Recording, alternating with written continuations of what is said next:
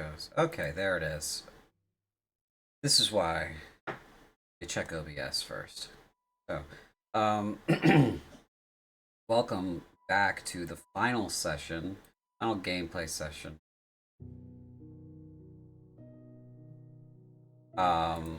For A Blaze of Cruelty. We have this session and then the next session in 2 weeks.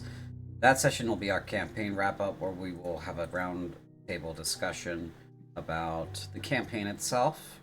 Hopefully, everybody will be able to make it. All the players here will make it, and we'll talk about what happened and what everybody's favorite parts were, and their least favorite parts were, and all that stuff. But today we're wrapping up the narrative and the roleplay. That's what we're doing. So, that being said, I'm going to talk about a couple of things real quick here. For starters,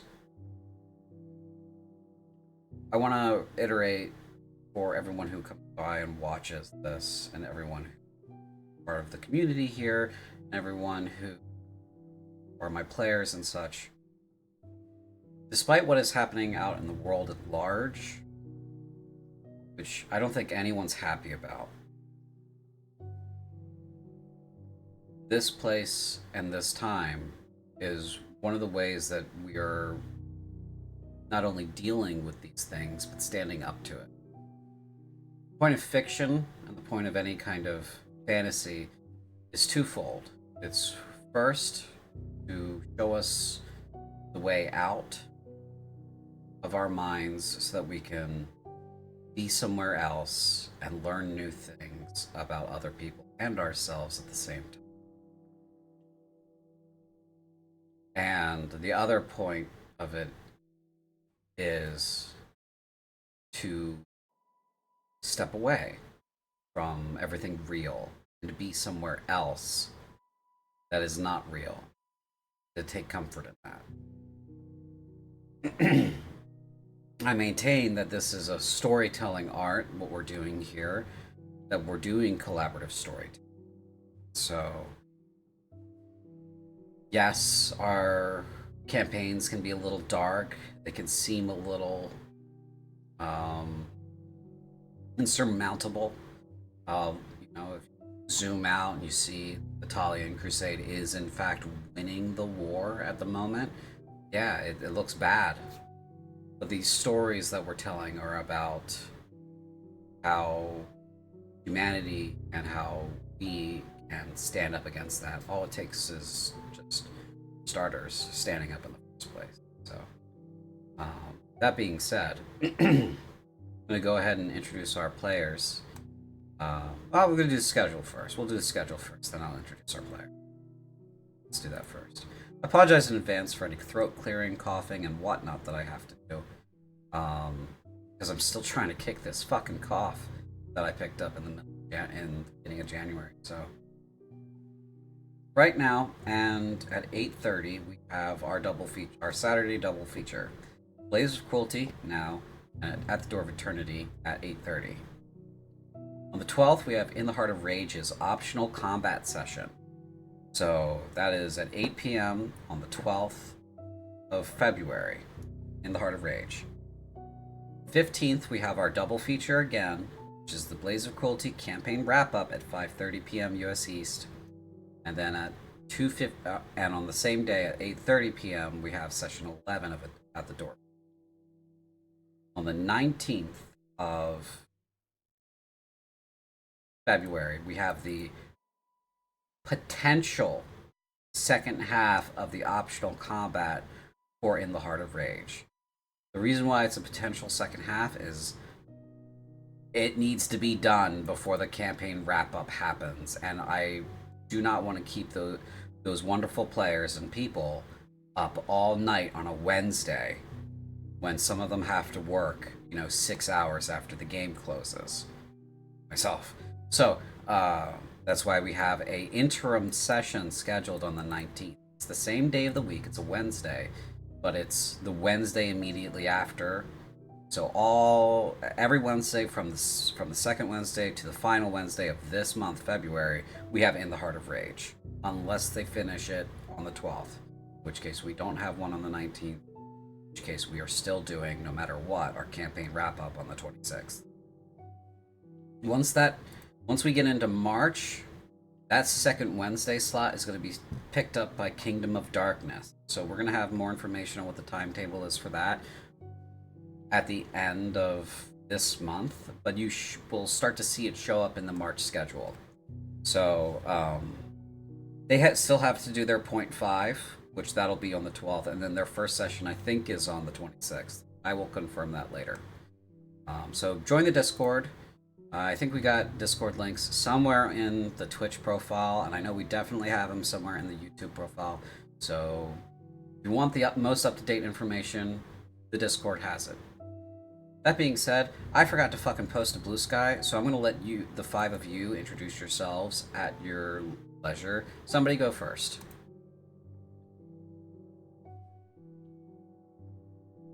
I'm Deridors, and I am playing Reinald, the ranger. Don't really have anything special about him right now. He shoots things. He's cool. I'm Jordan. I'm playing Agnar, the Sorcerer of Fight.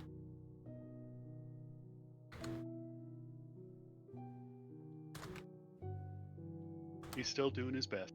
And I am Daniel, playing Timothy, or Dominic Lucius Maniple III, lovable paladin, longtime proponent of chaos, living his best life, hiring people to go about still killing House Sharon people.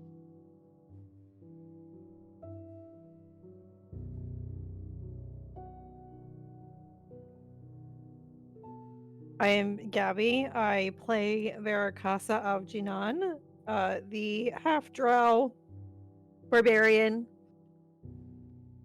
Very tired. She is. I'm fine. She's very tired.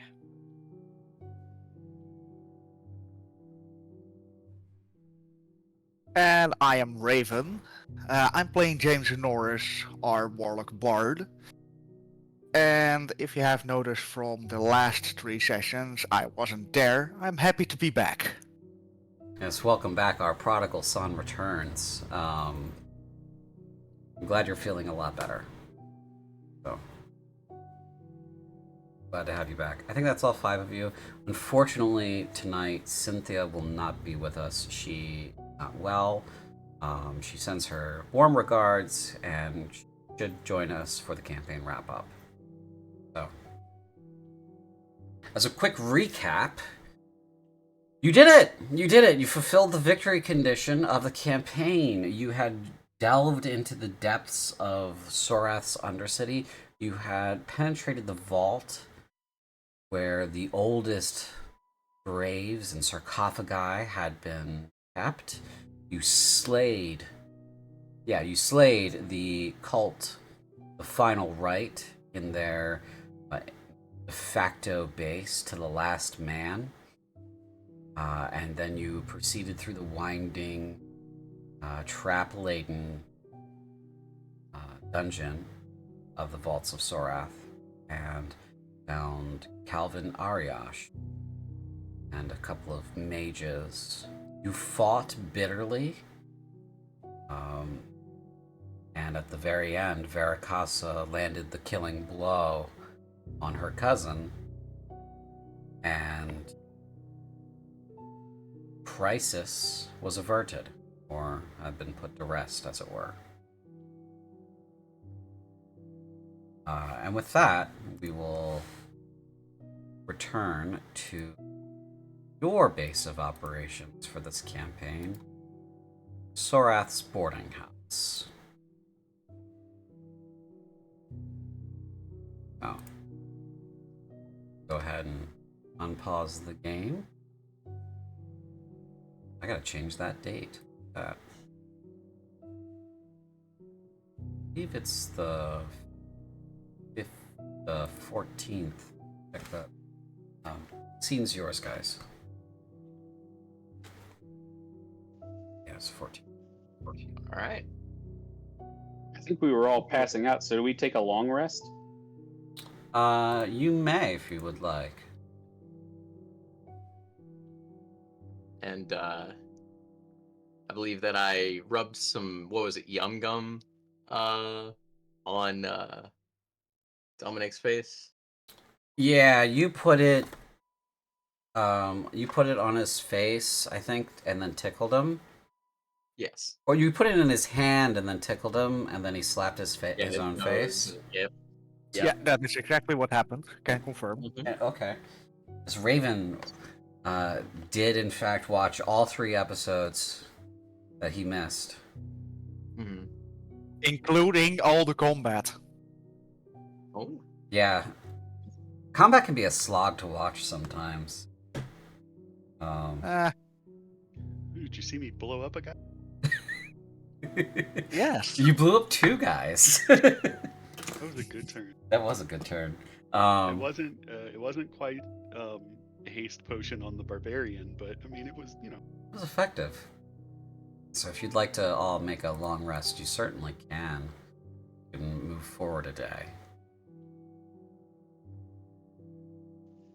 I have so many ailments still. James would like to read a little bit in his book before going to nap. Okay. Which book are you reading?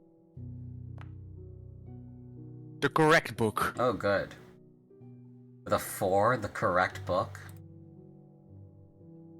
It is a intelligence ability check, but it is more rolling how many pages I read. Oh, that's right. Yes. I recall now. Right, that's where you're reading of bodices and bustiers. Yes, Yes. not that other book. Yeah. Sure you don't want to take just a peek for old time's sake? Yeah, fair.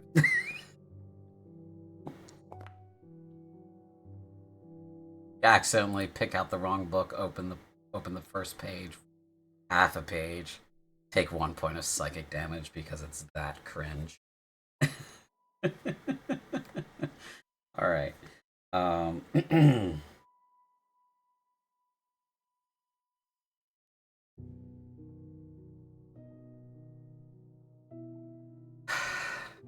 Then I guess you all get a long rest in and go to bed.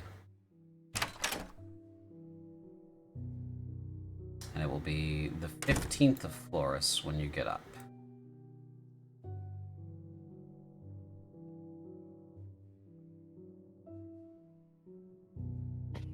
I absolutely needed that long rest. I was at 10 hit points.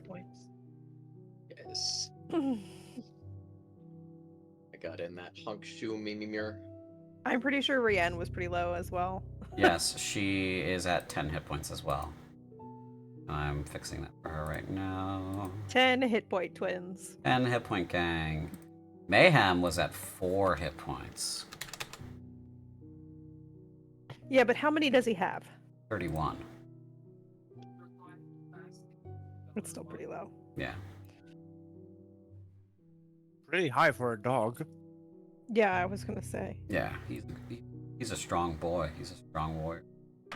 So he has 12. He had 12.9% of his hit points, and I had. I forget how many I have. Hold on. I had 11.9%, so I was lower than him. Mm. It is the following morning, the 15th, is around the time that you got back yesterday. So you've all basically slept in for the whole day of the 14th. That day is gone from your memories, and now you arrive at a brand new day. So, who would like to go first?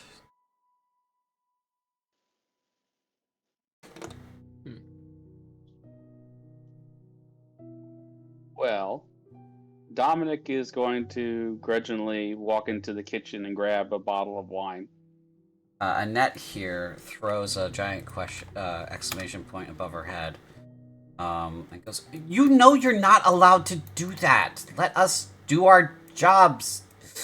He's just gonna walk past her and then just drop like 5 or 6 gold coins in her hand and then pick up a loaf of bread on the way out. She's both stunned by the money and also that you're continuing to be like this, and says, "You're insufferable."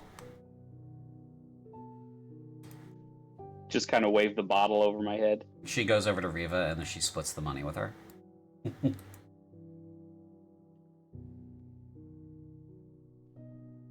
And I'm gonna go sit at the table here.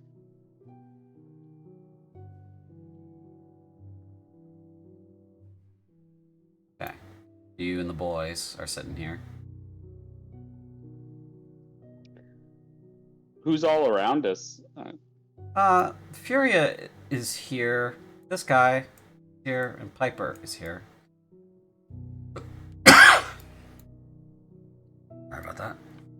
Oh, I need to stop that. There we go.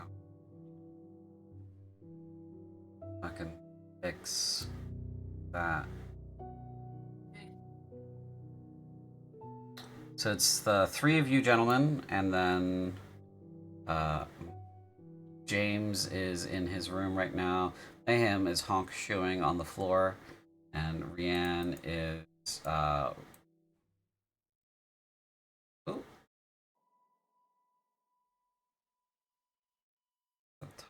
Yeah. And Rianne is all curled up and I'm just gonna say she's sleep.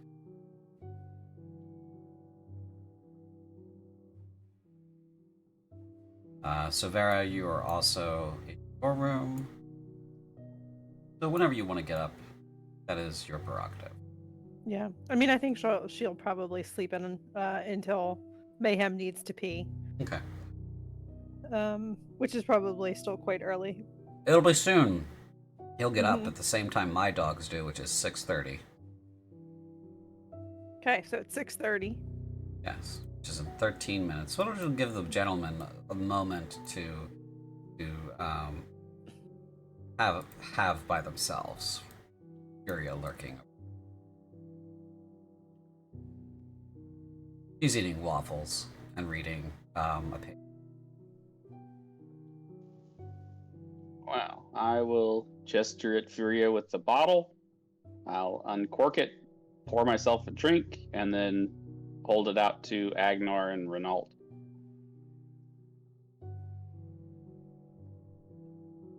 Yeah, I'm definitely taking some. Renault is absolutely as well.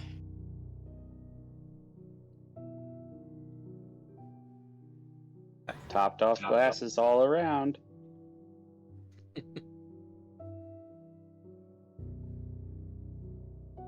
So, Tim, are we done? Not quite. What was it you hired us for again?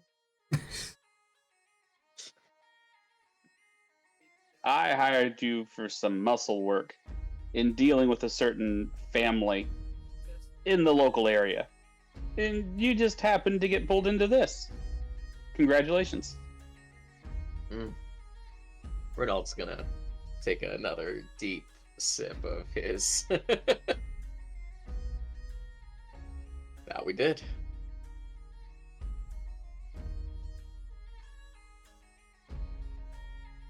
I'm sure Furia can pay for any kind of wages or damages. You know. She looks up from what she's doing and says, what damages do you suppose you've incurred? Emotional damages? I don't give a shit. I don't give a shit about your emotional damages. You thrashed me pretty hard when we sparred. Skill issue. I think you volunteered for that. Less volunteered, more was volunteered. Voluntold, right? Yeah. She goes back to eating her waffles. So here's the thing. Here's the problem that I'm happy to keep working for you. More than happy, actually. This has been fantastic in horrible kinds of ways. But I think I've been convinced that that fight we just got out of is sort of the fight. So I would like you to convince me, if you can, that where you're taking me is also that fight. Otherwise, I'm gonna go to that fight. Where Agnar goes, I go too. That's fair. And I don't know if I can convince you of that, because I really don't know.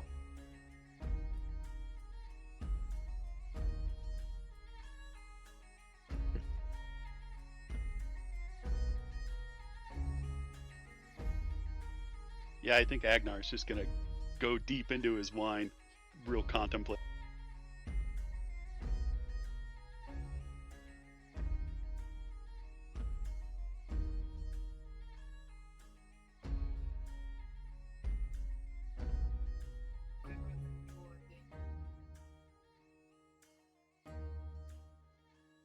How confident are we that we got all of the cult members and Calvin's party taken care of? You're asking the DM, or are you asking yourselves? The general room. Hmm.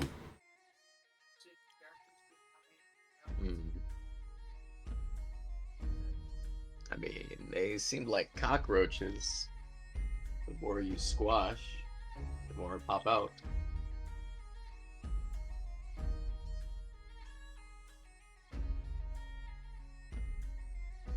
I see your cursor is hovering over Furia.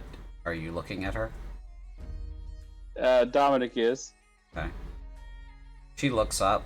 One of her jade green eyes, or more emerald green eyes, catch yours. She says, "What?" Now that your work here is done, you're going to scamper off back to the front line? Nobody said that.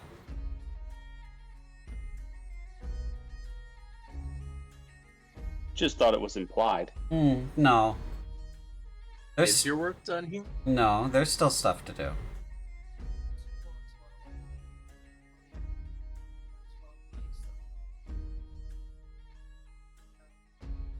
I look at Agnar, and then I look at Furia.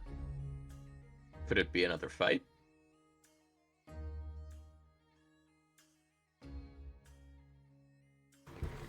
There might be some fighting involved. They don't send me places where fights don't need to happen.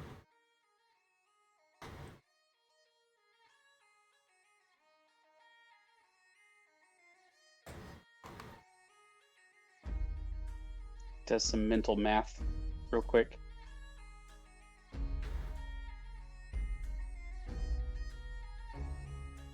That means you go places where fights do need to happen? Where fights tend to, or need to happen, yeah.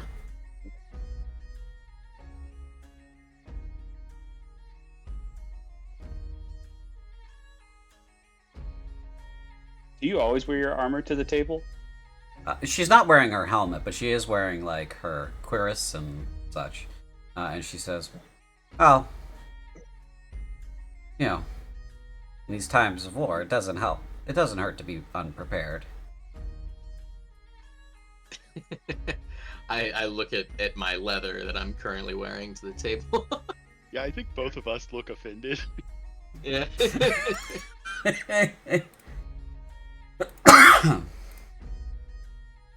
You know, that's fair.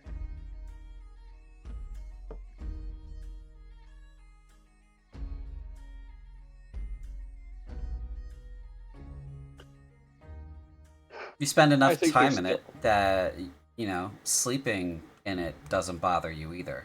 Get used to it.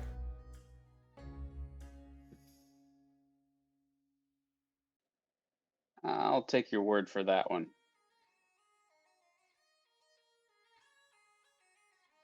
She shoots a knowing look over to Agnar and Renault.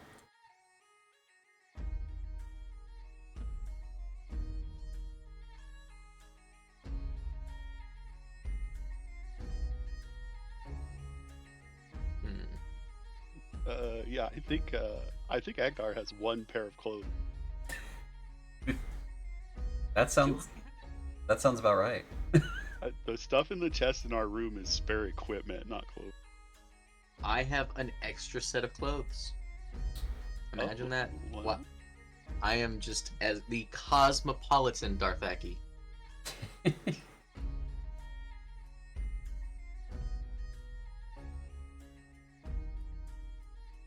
Well, I suppose one of the things we'll need to discuss is what we're going to do now that our main course of business here is done. And we'll figure out the rest as we go through the day.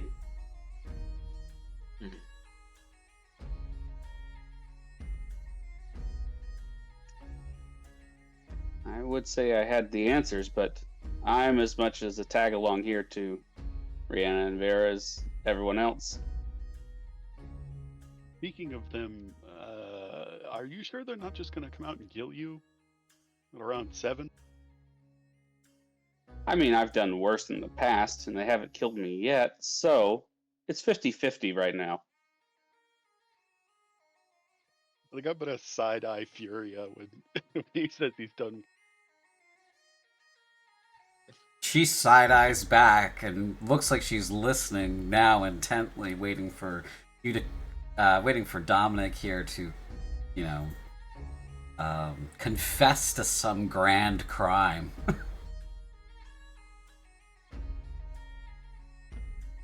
Like, for instance, this morning I went and I got the wine myself. Hold up the bottle and shake it haphazardly.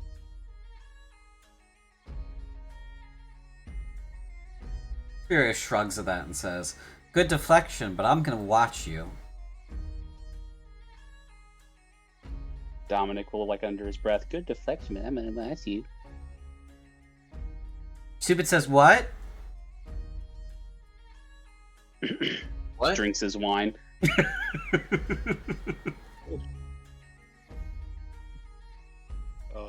That's gonna get a spit take out of Agnar.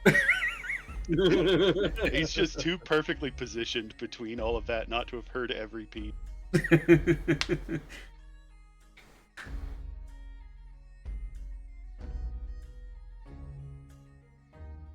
You're fighting a 15-year-old girl. You're not gonna win.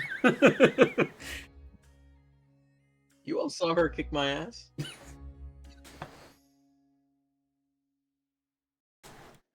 Pretty sure she can kick all three of our asses. Mm-hmm. Easily. No sweat broken. Oh yeah, the only chance she's got is if I can get off a cross-room Misty Step, and if it takes longer than 6 seconds for her to kill you two. That's our best bet. So Agnar's the only one with a chance. You are closest to her. Yep.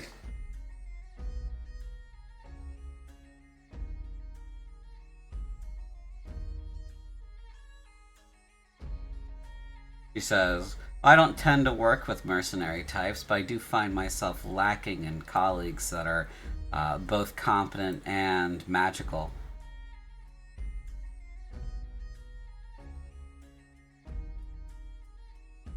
I'm gonna look at Agnar. This could be the fight you're looking for. Quietly. Yep, that's the fork in the road. He's gonna look very poignantly at Tim. That fight or this one?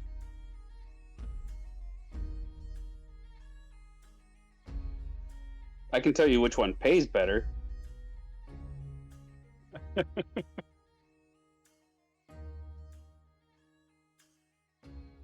She sets her fork down and puts her elbow on the table and rests her face on her palm of her hand, looking at you and says, "Oh, do tell, what is the going rate that you're paying the fine gentleman?" Oh no, I was completely insinuating that you would pay them better. I have no money. Oh, that's interesting. Do you have any inkling of what I get paid for doing what I do? No clue. Oh, okay.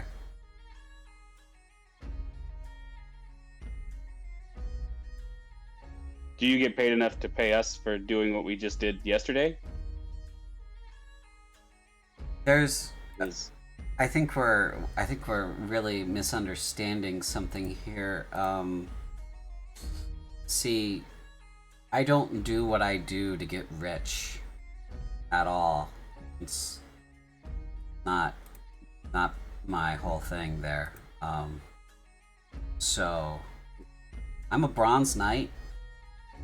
I get paid 5 Ritz, 5 Duke a month. It's not, not anything to sneeze at. That's more money than most people make in a year. But, no. I'm not some nobleman rolling in money either. Can you remind us what we know about Bronze Knights? Bronze Knight is a knightly rank, and it is about the middle ground as far as knightly ranks go. So she is actually she's the 3rd rank up from the bottom. The middle rank would be Gold Knight. Knightly ranks are a lot have to do with experience and skill level. Skill level she has in spades. It's experience she's lacking in. So, but for her age and skill level, being where she is really good. All knights are at the lieutenant level to start with, so she's getting pay based on that rank and her knightly rank at the same time.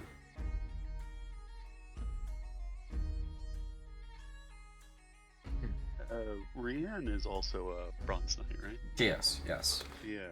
She had been retired for a while.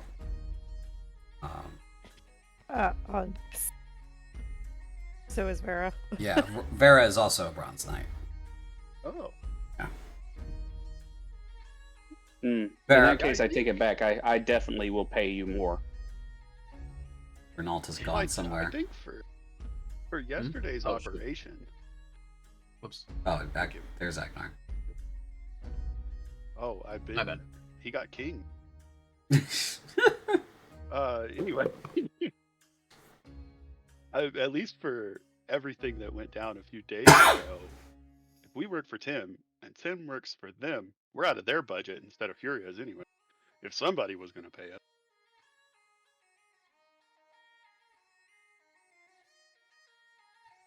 I mean, that makes more sense to me.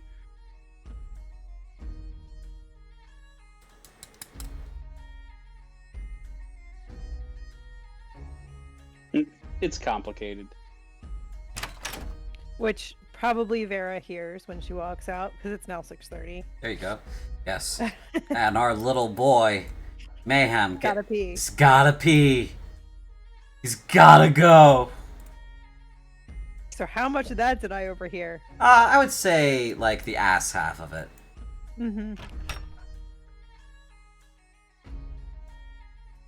Goes to his bush. Tinkles. Wagging tail. Sits in front of you. Follows you. I give him some pets, Mhm. and we'll walk in. Ye- All right, where's our crowd here?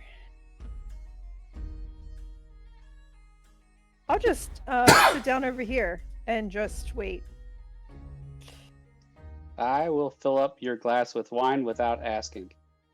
I will definitely accept that. I'll glare around at them and say, so are you gonna ask?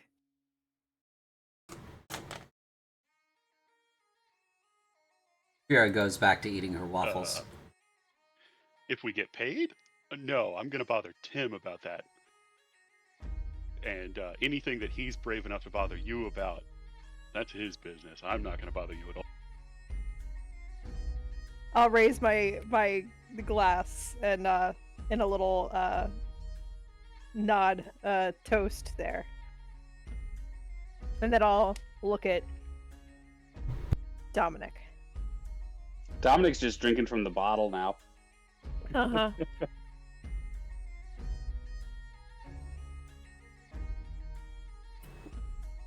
Brienne will not be joining us this morning.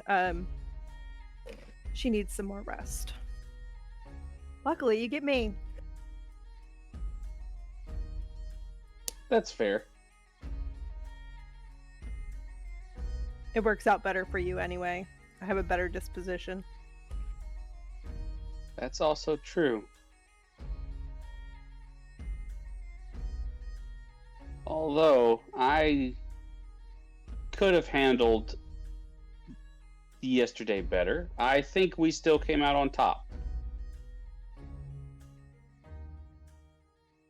I mean, I killed my cousin, so yeah. Could have been worse.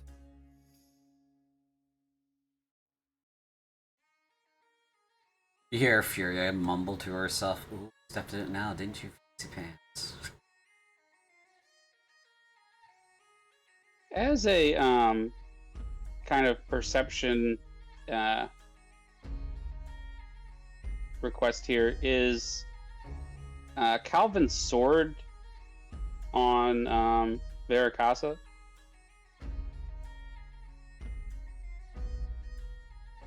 That's up to I think you. you don't need to roll for it. Absolutely, it is.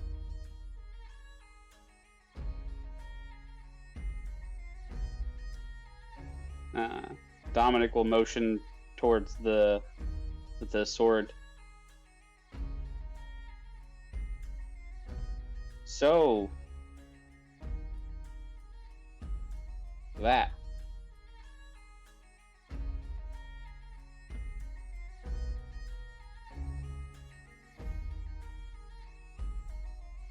Gaze.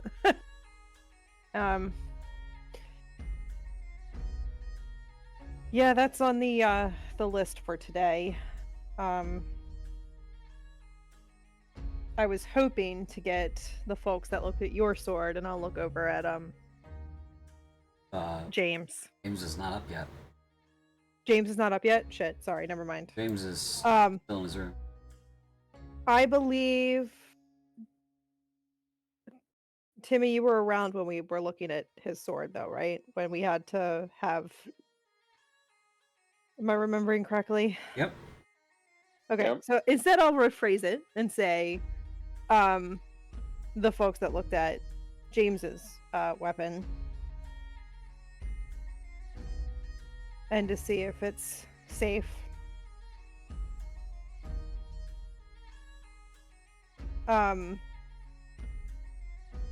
Unless there's a need elsewhere for it, and that is directed at Furia.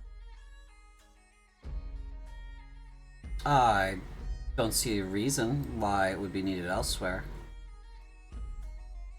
Proof. I think our word as knights would be enough for that. One would hope. Thank you. And if it's safe, we still have family that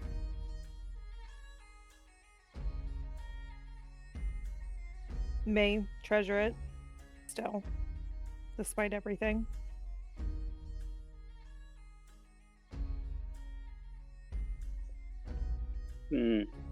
Dominic will just nod.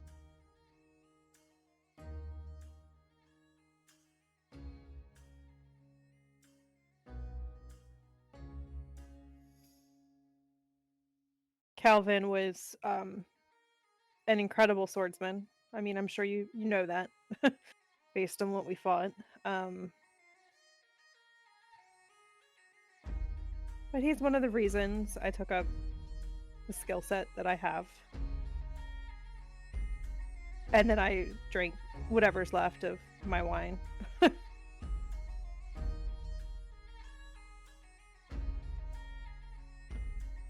Well, it's a lost family. And I'll top up your glass again. I will nod.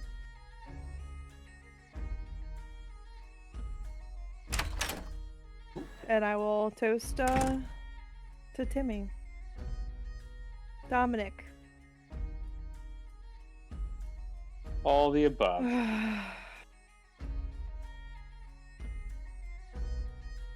Has Mayhem gotten food? That's important. Yes, Mayhem has gotten food. Piper has been feeding him snacks since he came and sat next to her. Oh, good. There's James. James, you have gotten your revenge as well.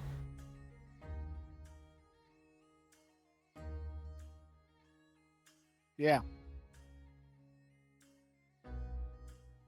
Morning, y'all.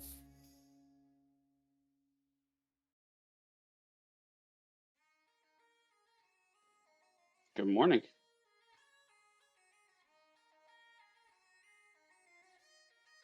I'm gonna go get more wine. Could you also get a sandwich for me and maybe a good piece of wood? Of course. That's all gonna get relayed to Annette because I've begun to understand rules, Mhm. unlike my employee. Yeah, Annette says we don't have any wood, but will get you his sandwich and your wine. Anything else? Where have I been getting my wood from? I don't know. I've kind of just been letting you have it. I keep imagining you're just carving up the furniture. Every time I look outside, I just see piles of wood like over here. Yeah, there's a couple of wood piles out back. It's it's you'd easily grab like a half log or something like that. She passes you the wine and says, "I'll bring Mr. Ornoris his sandwich ready." Okie doke. You know, I've been thinking about this for the past, 10 minutes, but I don't think Renault would have ever encountered waffles before. Mm. So... This is the most important RP. Please keep going. You know, I agree. I mean... Let's zoom in on this. Hey, what are those things that Furia is eating over there? Who's Furia? The girl in the armor. Oh, her. Oh, the knight. Oh, they're called waffles. What are they like bread? Sorta, yeah. They're sort of like if you want one? Is that what you want? Yeah. Okay. Absolutely. Yes. You'll find out what they're like when you eat them. Okay. And Renault walks back to his seat happily. Whoa, whoops. Risa, we need a couple more. Riva, we need a couple more waffles. Are you kidding? I just put away the iron. I just cleaned it. I don't know what to tell you. Fine. I think during the waffle conversation, James and Agnar have a microcosm of the "where have you been getting your wood from anyway" combo.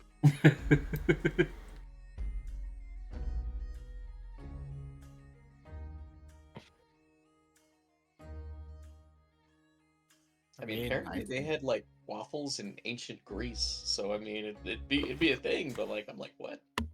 What were you saying, James?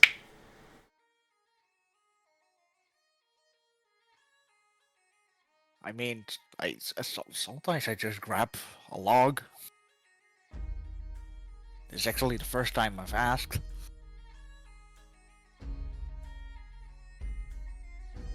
Let me grab a log. Be right back.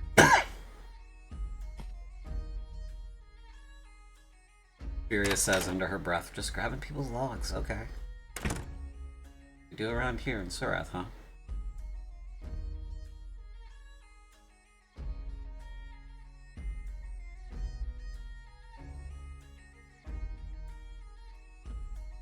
After a few more moments, Annette comes by with a sandwich for James and a plate of waffles for Renault. The waffles have butter, melted butter over them.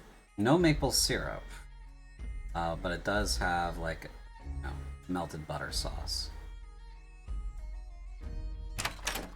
There's a couple strawberries on the plate.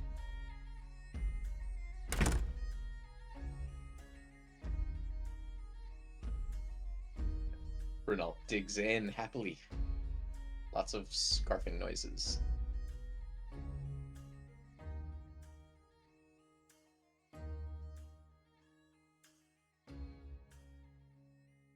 Ragnar, we need to bring this back to the Darthax sometime. What did they top the waffles with?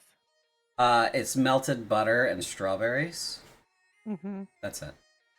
Do they have powdered sugar in Cruelty? They do, but sugar is not cheap. It's a high-priced commodity. How high priced? Pretty high price. Franz night, fund level. Well, yeah, you would be able to afford it. But it's not something that would be in a place like this unless they were aware that they needed to stock it. Made aware that they needed to stock it. Yes, that's okay. I just need to know if that exists and if Vera has had it before. And she will say you absolutely should have them one day with powdered sugar.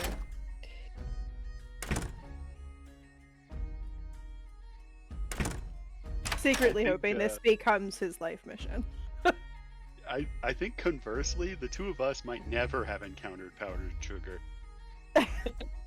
So I think you get two Darthaki leaning forward, going, it becomes powder? Like snow, but just as sweet.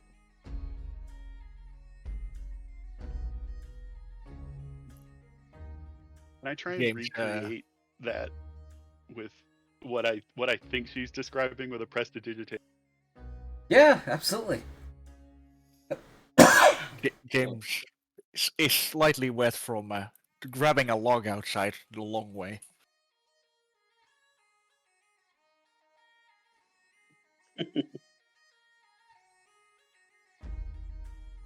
And of course, prestidigitation will make short work of that.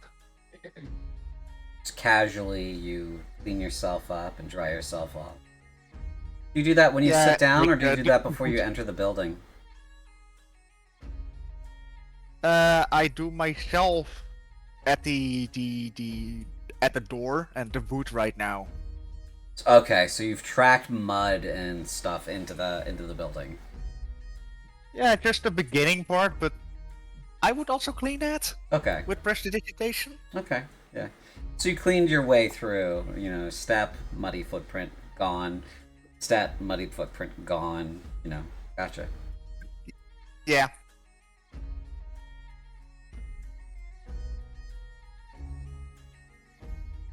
I scrutinize the prestidigitation of the snow and I say, better if it's a little finer, but you've got it.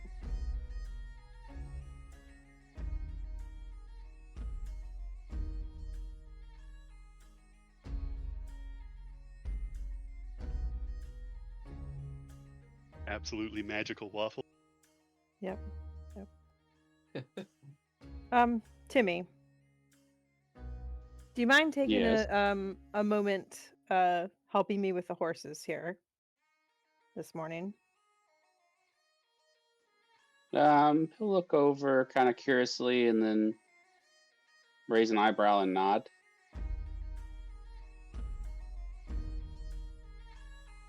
I will set down my wine and walk with Timmy outside. Sword is on the hip, by the way. It's not. I'm not like awkwardly holding it. Mm-hmm.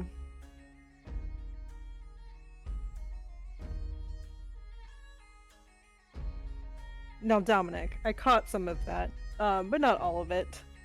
So please fill me in. How much did you tell them you would pay them? If I'm being honest, I don't really remember. I want to be clear about something here. I have never considered you an employee of ours. As far as I consider, we've been a party. But with how this ended, I mean, I am the military, so sometimes I have to go where they want me to go. I don't know how much I can stay to finish what we promised to stay. I appreciate what you're trying to say here, So, and I understand. if you need money, No, I think I've done fairly well archaeology, finding artifacts, let's say. mm-hmm. Dominic will shrug.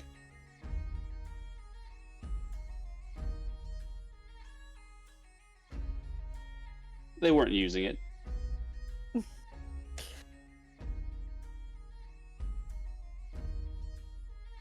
I know you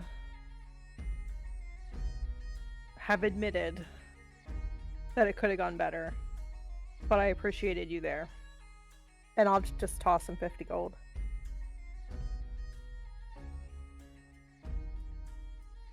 He will pocket it. Don't tell Rhiann.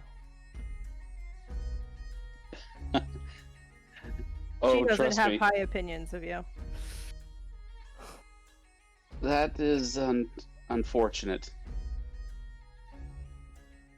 Well, she's lived 300 years. She's seen a lot of idiots. Also a little hurtful.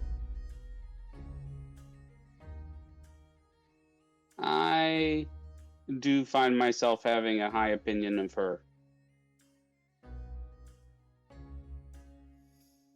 Yeah, I know. Me too.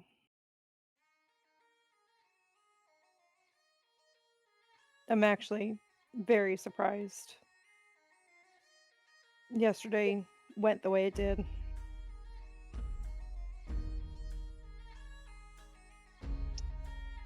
It did seem like there were a couple of moments where it could have gone the opposite direction.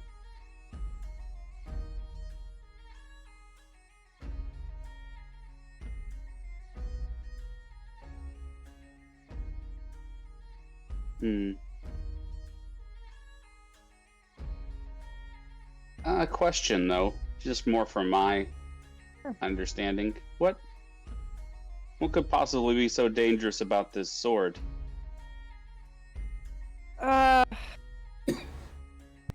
Hopefully nothing. Honestly, I just, after seeing what I've seen and seeing how different my cousin was, I think I'd rather just play it safe.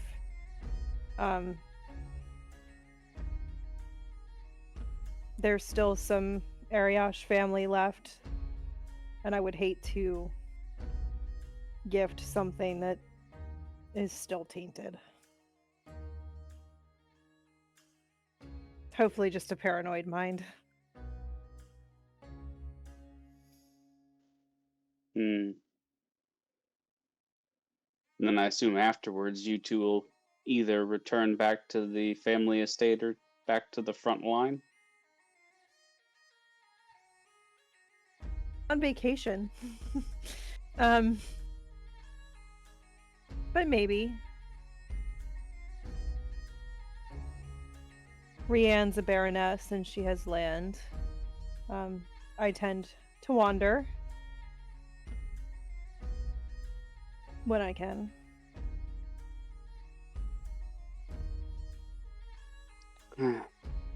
Before we left here, I set into motion a few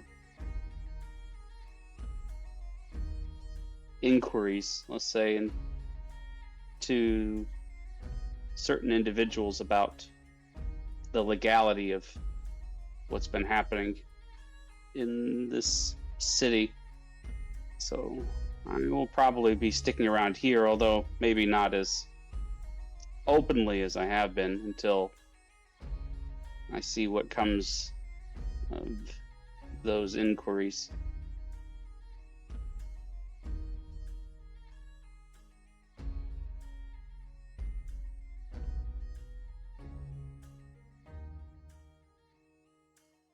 If we can see it through, I can't speak for my cousin, but I know what kind of person she is.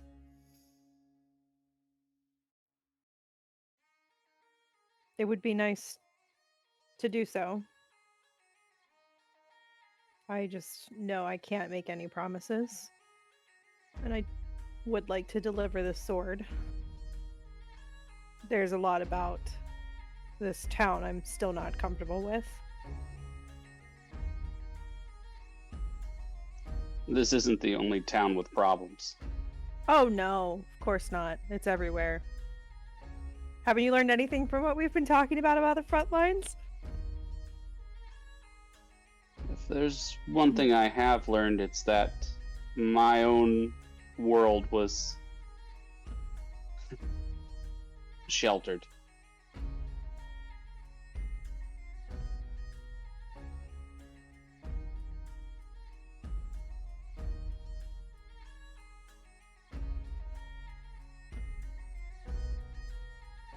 But I fully expect those two to go where there's more of need for them than a town here full of corrupt politicians.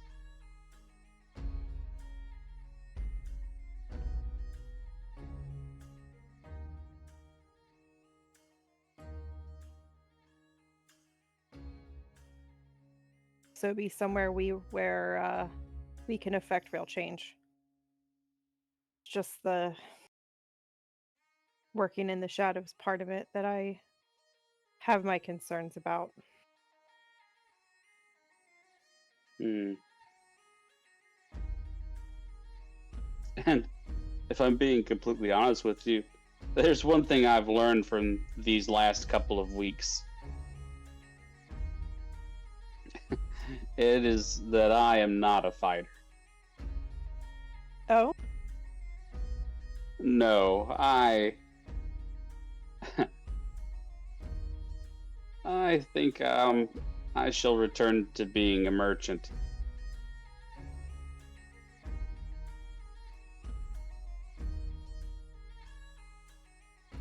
Hopefully Well- one that can protect himself. One that's Nothing not wanted for patricide. Ah, valid. I'm pretty sure one of these horses is intended for you. Oh, that's good, because I was going to take one, and if one's already for me, I feel a lot better about it. You know, Dominic's I'm making an pretty obvious sure. joke. Yeah. Don't take mine. Mine's the one that is the color of, This one's yours. Yeah, it's chamomile. And this one's Rianne's. That one's Dusty. This is Ruffle Me Timbers. This one's Johnny Than. Like Pony, but Johnny Than.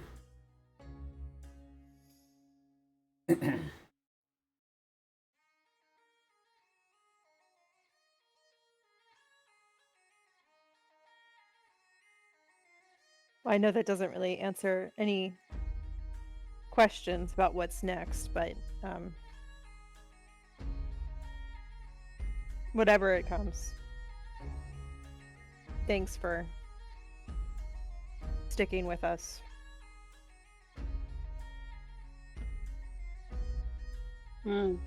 Dominic will nod as he puts some of the hay into the horse pen.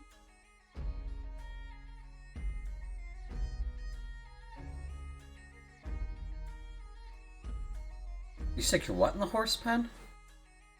Putting some of the hay in the horse pen. Okay. Some hay in the horse pen. The horse looks at you. Johnny Than here looks at you.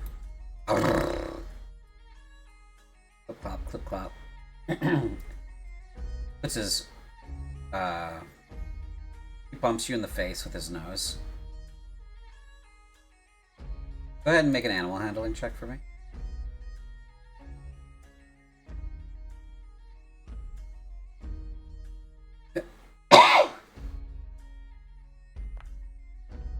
Pretty good. He seems to have warmed up to you.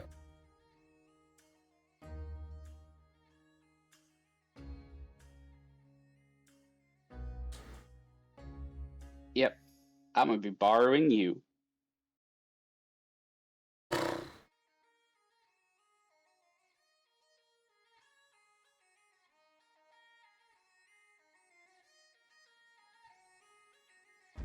I think that's the moment. I don't, I think Vera probably like soft smiles because I've always had a fun spot for animals. Mhm. And for that moment, things are okay. So she'll walk back in and join the others.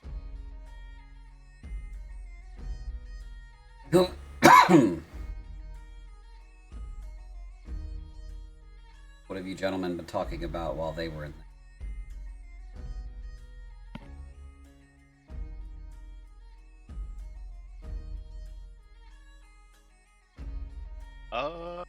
I was being in my bed. Renault's mouth has been full of waffle, so Has James been carving? James has been waiting for his sandwich and was going to carve. Oh, your sandwich was placed on in front of your chair when the waffles were brought out. So Oh. sorry. Well, then he is carving some wood while slowly eating the sandwich. Just three dudes Yeah. having breakfast. I think I'm just. Agnar is just really tuned into the wood carving process. Head empty, no thoughts.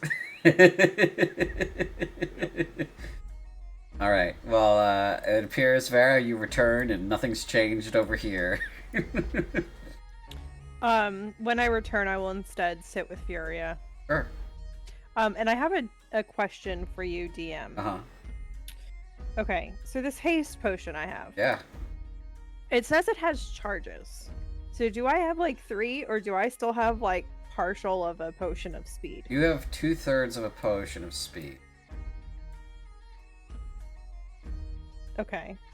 Sudden realization that you could have had haste in several other fights this campaign. No, I think we did fine. I think it was the right moment for it. But I will, when I sit next to Furia, apologize for not being transparent with having held that item, and I will offer the rest of it to her. She looks at it and says to you, I appreciate the offering, but I think you should keep it. I'll raise an eyebrow. Are you sure? Mm-hmm. I do think it could serve you better for what's ahead. One thing my father's taught me was that if I become reliant on something and it is taken from me, and I can no longer perform what I was meant to do, then I should have never been given it in the first place. I would rather fight under my own power than under the influence of something like that. Okay. That's fair. I will return it to my bag. I appreciate the gesture though.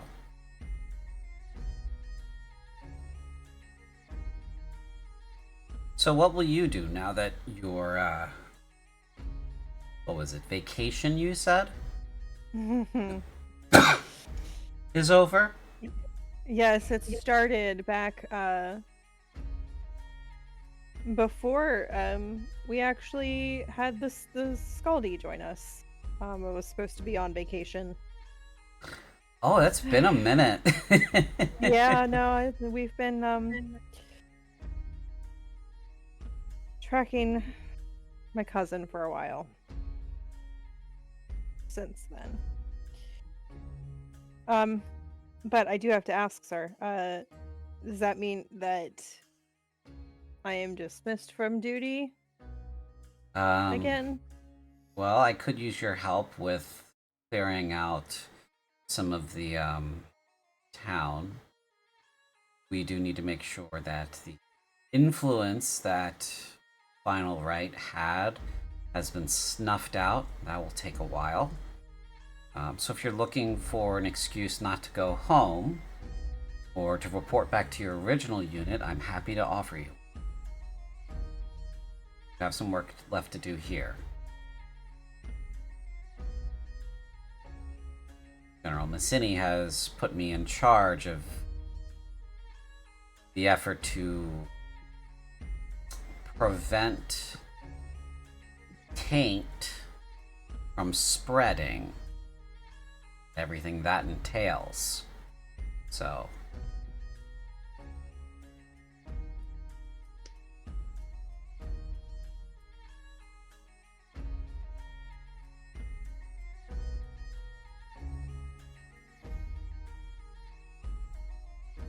I will happily accept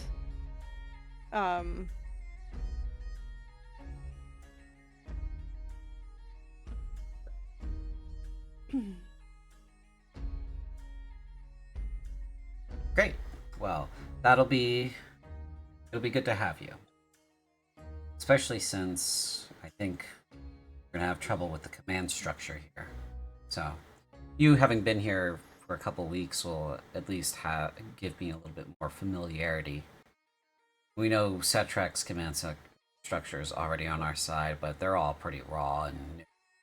So, I have a couple of veterans on the Setrek side of things to push things along. So, I appreciate it. of course.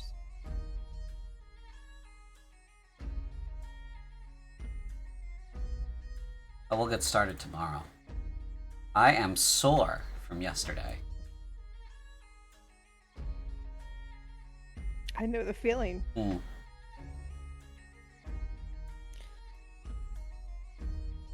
All right.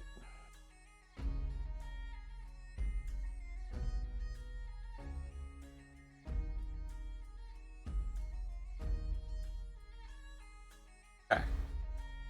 Oh, here comes Dominic. Annette eyeballs you while you walk by. I'll wave.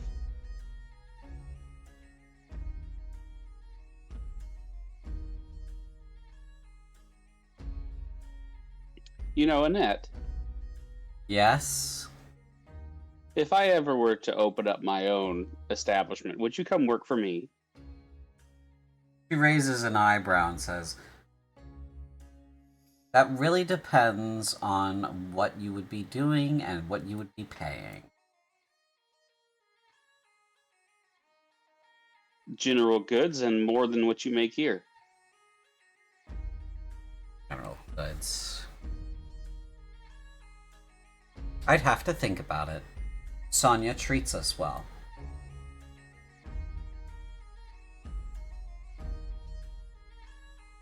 Dominic will grab another loaf of bread and on his way to his seat.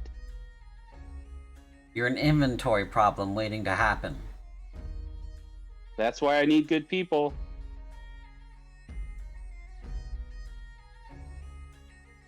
I mean, if you want, I can help.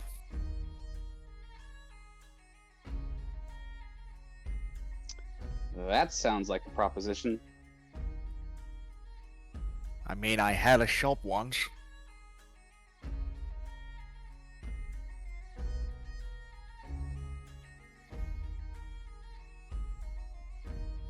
Do you think you could get tea leaves? Of course I can get tea leaves. Like different teas? I'm not talking just like tea. If we can find a reasonable supplier. Oh, good. Apparently I'm going to be here for a bit longer.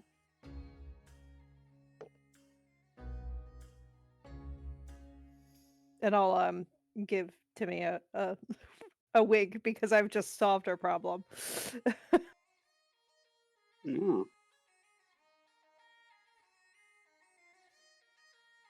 You've Seems all like seen things. James carve wood before, but he seems extra focused on this piece. Just wanted to mention that.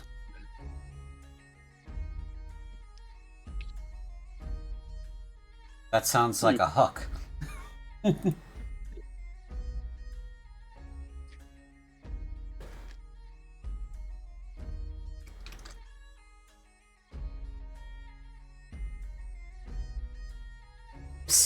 Ask him what he's carving.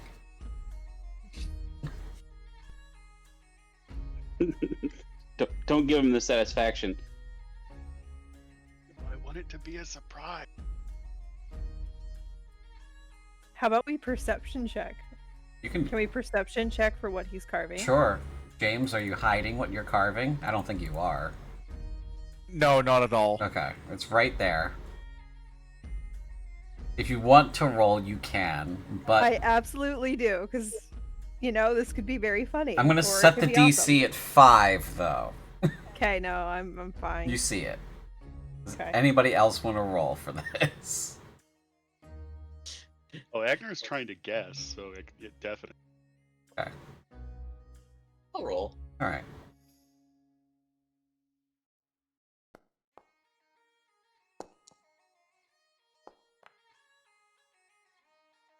No one failed. What are you carving, James? James got a nice big piece of wood and he is slowly forming it into the shape of a head. Specifically half-elven.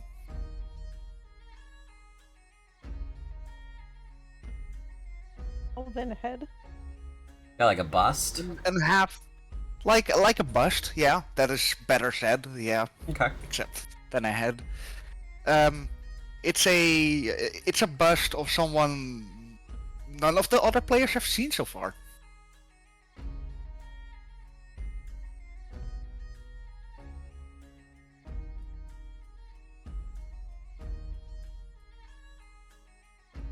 Hmm.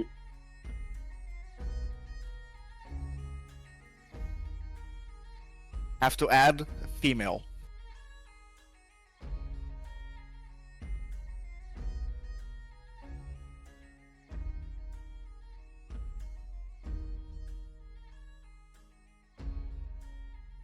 I hear the wheels turning in everyone's head.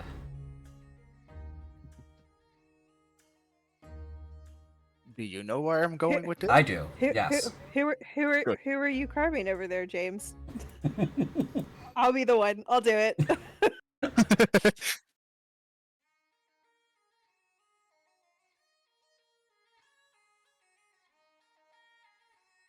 Yeah, you see James stop carving for like a slight moment.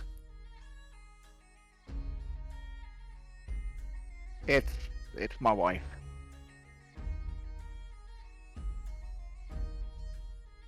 Did we know he was married?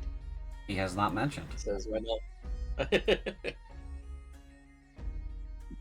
Dominic will slowly shake his head.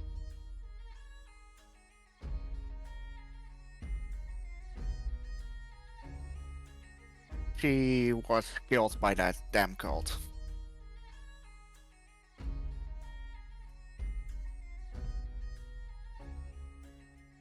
O-face? You hear that? I think Agnar is going to hold up his wine glass again and say, "To lost family." Reinhold raises his to lost family. Another glass raise.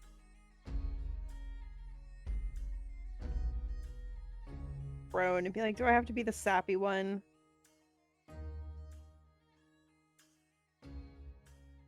I'm gonna grumble. Then say to found family.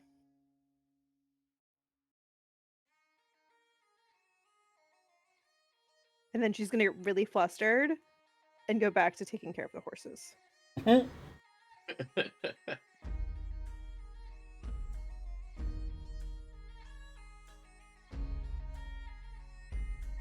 And that's how you make an elf retreat.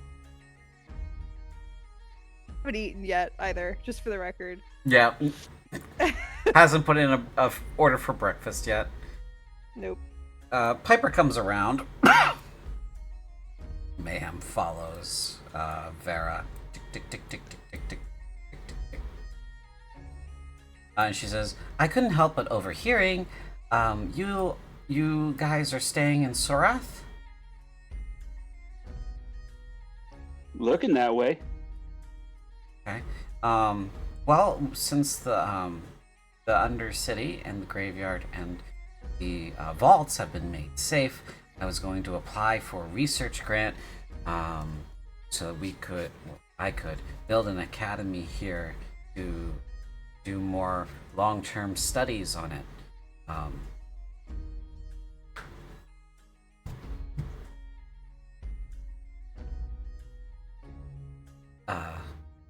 That was it. That was my whole thing. I'm gonna go sit back down now. I think that's a great idea. Oh. Okay, good. Good. Obviously, you need someone to manage logistics, supplies, handle various contract disputes between local entities and areas for, services and labor. So as you start saying that, her mouth kind of opens like she's gonna say something, and then you can see, like, just very slowly she's starting to feel overwhelmed with all the stuff she hadn't thought of yet. We can help. Oh, okay. Thank you for that. I appreciate it. You guys have been really helpful to me and my research since you guys got here, and I wanted to thank you, and let you know that I was probably going to be here for a while too, still, so. Yeah.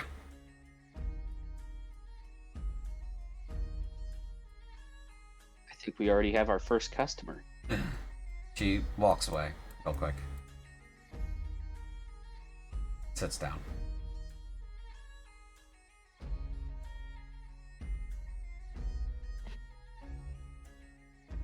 Did we just turn our game into an economics game? I feel like phase 2 is building your shop. That's the joke. That was always phase 2. Okay. Phase 3 is question mark, but phase 4 is profit. Oh, yes. We all know phase 3 is violence. Don't try. I wasn't going to say it out loud. Spoilers.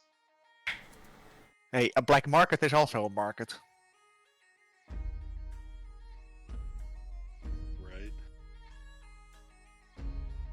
Right. So, Renault and Agnar, this conversation has led you to understand that it looks like James and Dominic here are going into business together. It looks like Vera is sticking around to work with Furia for something. So the two of you may be in a position of being unsure of what you guys are doing next. Yes. You might Yeah. want to talk to yourselves or figure that out. Furia still have waffle? She has done her waffles and she's already finished reading her paper, so she's just drinking whatever it is drinking right.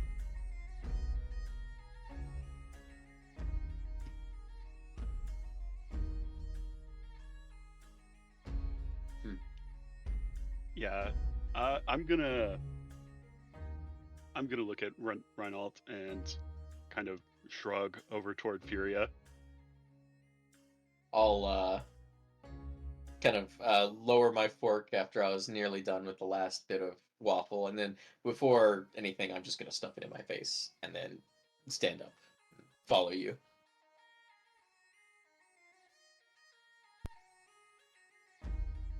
Yeah, I'm gonna turn and get her attention. Can I help you too? Well, I hope so.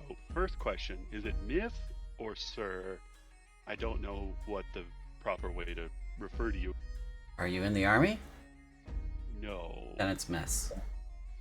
Well then, Miss.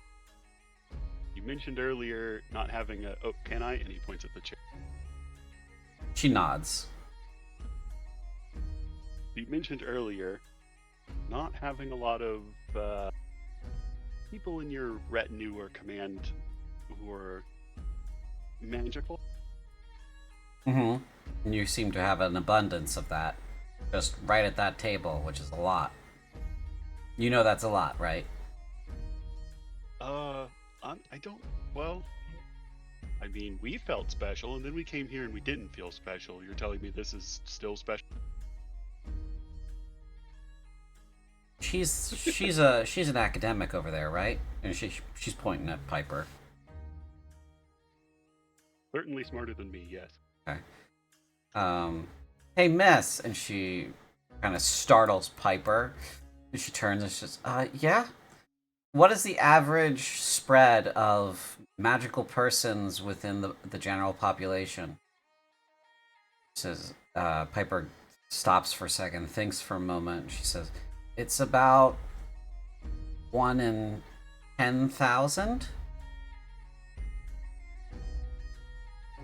Somewhere in there? Okay, thank you. So there's about 40 to 50,000 people's worth of magical people in this room.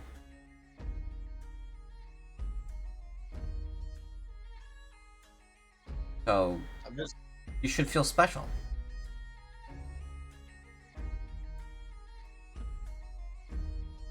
For a moment, Renel just kind of thinks, Agnar, how many people would you say would have been in our clan?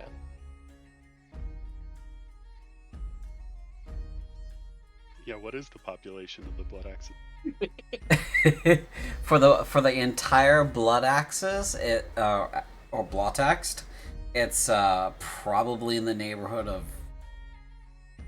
like 3 to 8,000, depending on how spread out you guys are.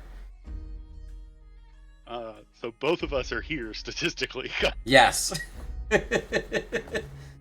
Statistically, your density is much higher than average.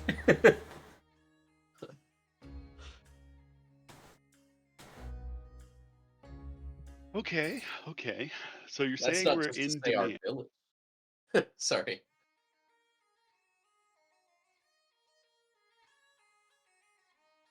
Sorry, I didn't fully catch that. Oh, which one? You. Oh, I was saying. So you're saying we're in demand? Yeah. Magical people are in demand. Especially if they can hurl combat spells. You know, lighting a candle here and there, that's more common. It's probably in the neighborhood of, 1 or 2 every 100 or 2 or 500, right? I'm sure there's a few more people in Sorath who can, light a candle or something with their own innate magic, but actually hurling lightning like you did, different story. The more powerful you are, the more rare you are. So I think Agnar is trying and failing not to look a little proud.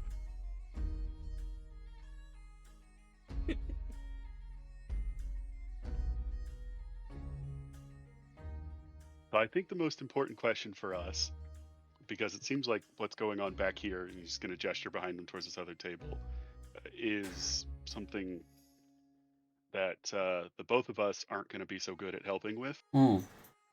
But what you're going into may very well be right up our alley. Do you need us to join the military to do that? well, it would certainly make it easier.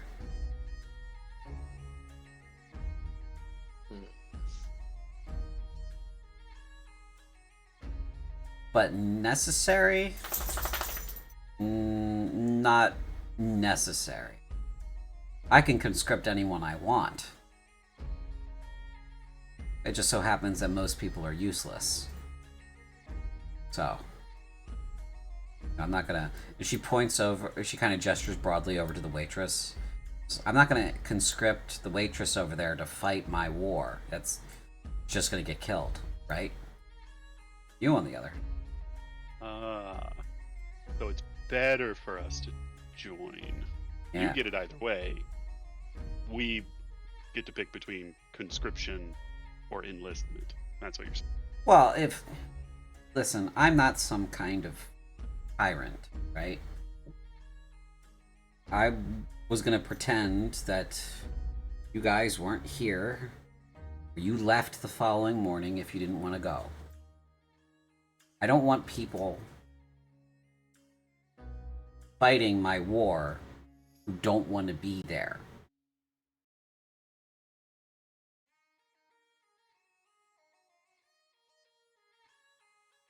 That makes sense to you? He is going to lag a moment, but after that moment, he does not.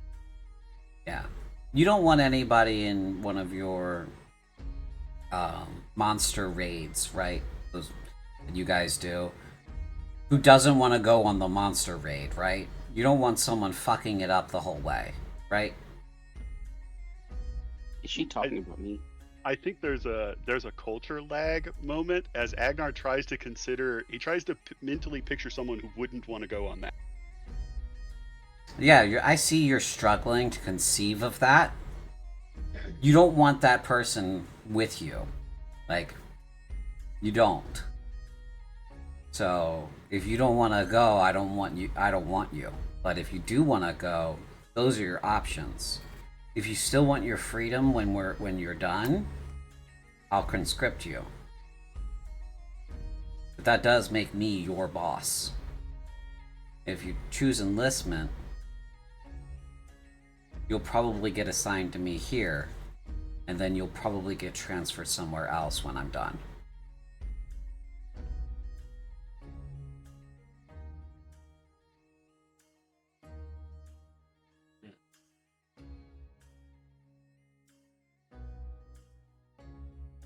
What are the chances that we would be separated?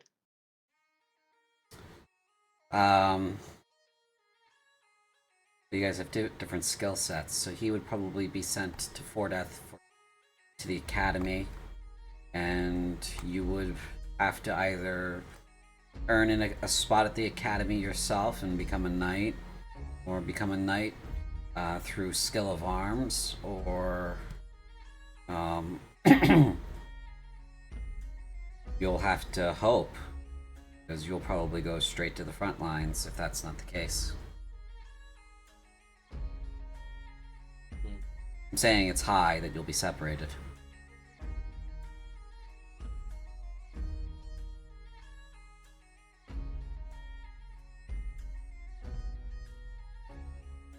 I think the wheels are turning in Agnar's head on he's going to turn to look at her and say, Fordeth Academy? Mm-hmm. Explain, please. It means you would be going to school and you'd have to sit at tables much smaller than this and have some guy yap at you for 6 hours about magic and stuff. Did you do that? Me? No. I earned my knighthood through skill of arms. Actually, here in Setrak. This is where I was trained. Not that I needed to be trained here. My father's taught me everything I know, but this is where I got the yes sir, no sir down.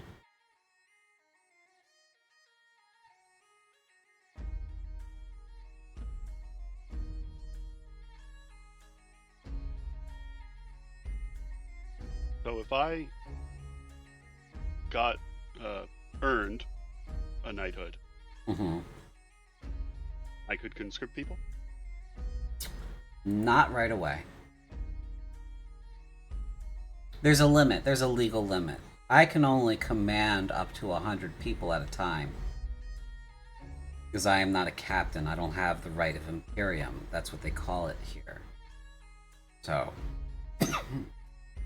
it's to prevent me from launching a coup and taking part of the country, sort of thing.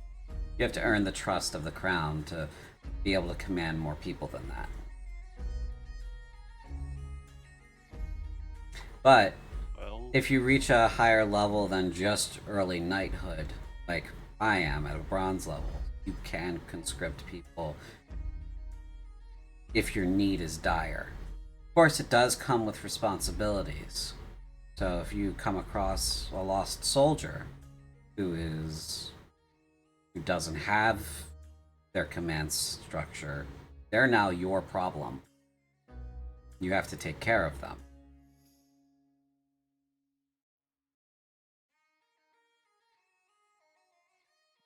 Well, it sounds like then you've got 2 conscripts on your hands. At least for now. Okay. Yes, sir, ma'am. She kind of looks at you a little bit, Renault, like, okay. Calm down. Okay, well that's good. I'll have Setrak put the papers together, and then we'll talk about what your responsibilities are and what you need to be doing. So.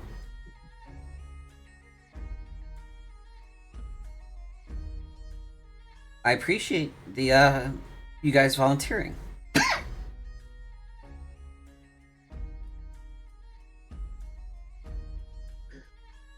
Well, we're fairly aimless at the moment. I mean, we didn't really have any plans, and this seems like the best opportunity we could possibly find. Wait a minute. You didn't have any plans when you got here, and somehow you wound up in this bullshit? Yeah, I'm gonna point over at Tim. He gave a really good speech. Tell me more about this speech. She glances at Tim. She's thinking this is where something illegal happened. Tell me about this speech. Yeah. I'm hoping Tim saw me point at him. Obliviously eating bread.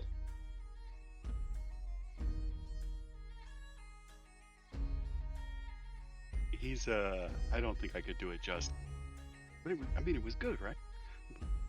It was pretty good. Yeah. It was also all helps I that he promised to pay us. Did he pay you? Some, I believe. How much did he promise to pay you? Well, I'm gonna draw my sword. Like slowly, not like really fast. And I'm gonna just kind of brandish it up, and it's in all of its glowing Eagleson glory. I'm gonna say, I think we made. I feel well paid. Oh, okay. Yeah, you made out like a bandit then. That's something you could pass down to your kids.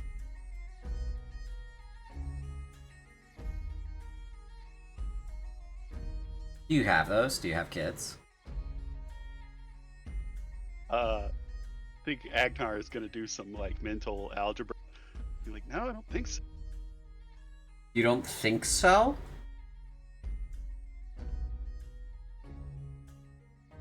Well, yeah.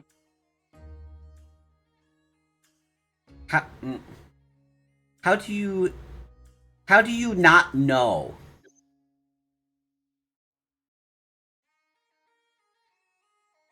I'm gonna look over at Reinald and kind of.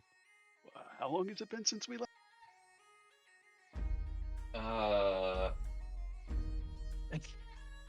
Would Reinald know this very easily? Like, unless he's been keeping track, which I'd say he probably hasn't. Probably been. You guys probably left last season, so it's been at least a month or so. Because last season was the Rings, and Corinth very famously, has a rainy season right after winter when things start to begin to warm up, and a lot of the there's a lot of evidence of like water channels and such that appear only during the rainy seasons, and in a land as rugged as Corinth's, a lot of towns and villages are built based on where those things will be. The reason why I'm saying this is it would have made your travel out of the Darthax much easier and harder at the same time. So if you took a canoe down one of these pop-up, quote-unquote, waterways, you would have had a much faster route getting out of the Darthax. Conversely, going into the Darthax is much worse during the rainy season because those are the mountains and the snow caps are melting. And it's bad, it's hard. And all the rocks are slippery. So, it probably took you about a month and change to get to Fordeath. And then, Sorath to Sorath is not it's not super far. It's probably like a week to get to Sorath from Fordeath. I can check. Hold on. Did you guys walk or ride? We did. I'm sure we didn't have horses, right? Yeah, I think we just No. legged it. Okay. Yeah. So that's about 285 miles. So about 2 weeks. Get to Sorath if you walked 20 miles a day.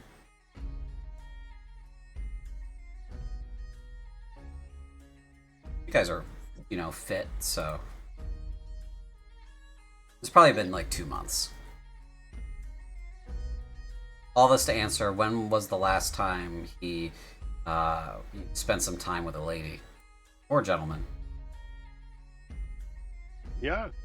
No, I think Agnar's thinking that it's another 7 or 8 months before he really knows. If anyone can track him down. Okay, she says, while you're doing your algebra and you've asked him how long it's been, she says, do you have a girlfriend, a wife?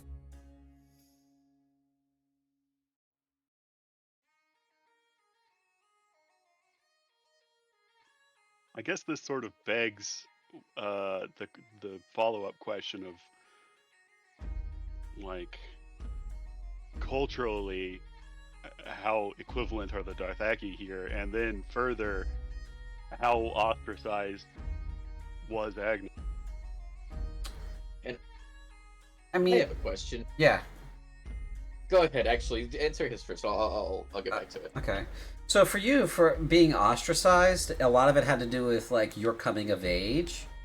So you weren't really considered as like a marriageable sort of prospect to your fellow clan members because of your status being ostracized because you killed that man with magic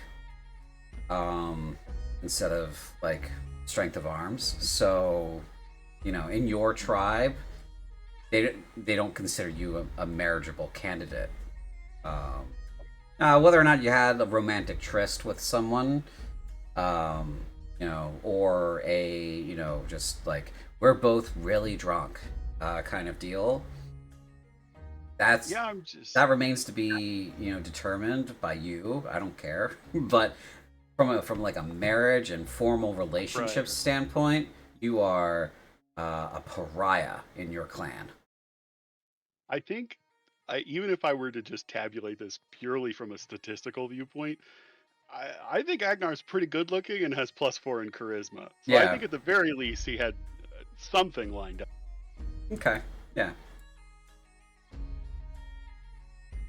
And I was wondering, I forget if we really went into it, but the witch that we met. Yeah.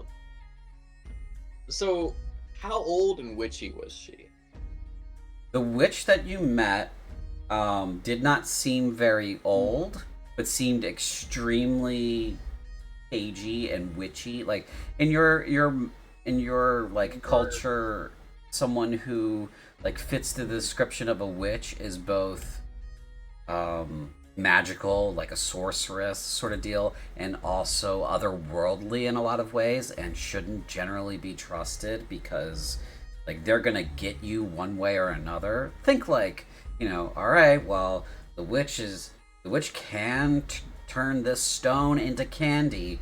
However, she might use that to fatten you up so she could kill and eat you later. That sort of thing is like the prevailing sort of thing in your culture, especially as a blood axe where magic is like frowned upon. Your experience with her was she was stern, fair, but kind. And she didn't harm you or anything. So, why are you bringing up the witch? Because Reinald, just out of some light ribbing, knowing that this probably was not the case at all, would be like, I mean, there was the witch. You had your crush on the teacher, right?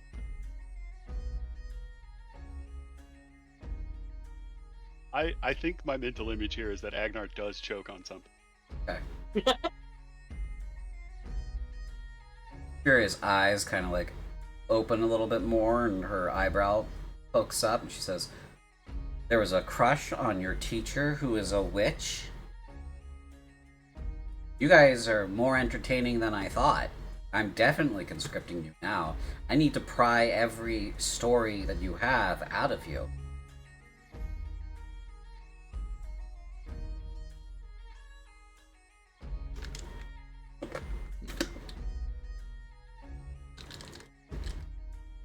Oh no. Oh no.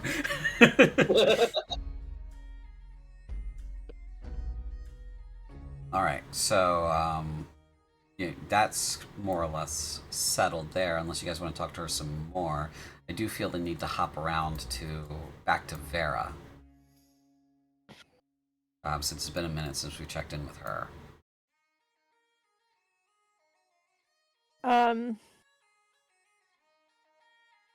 I think the only thing that Vera still wants to do right now is to get the sword checked out. So, did we do that at the barracks or at Setrek? You can do that at Setrak. You can turn it in there, like, officially to have it checked out, and they'll contract the runesmith to come by and do his thing. That would be the proper channel to do it. Do it at Setrak. Okay. I'll invite Furia if she wants to come, since I know she probably will need to check it out anyway. Yeah, she'll have to go there at some time today anyway.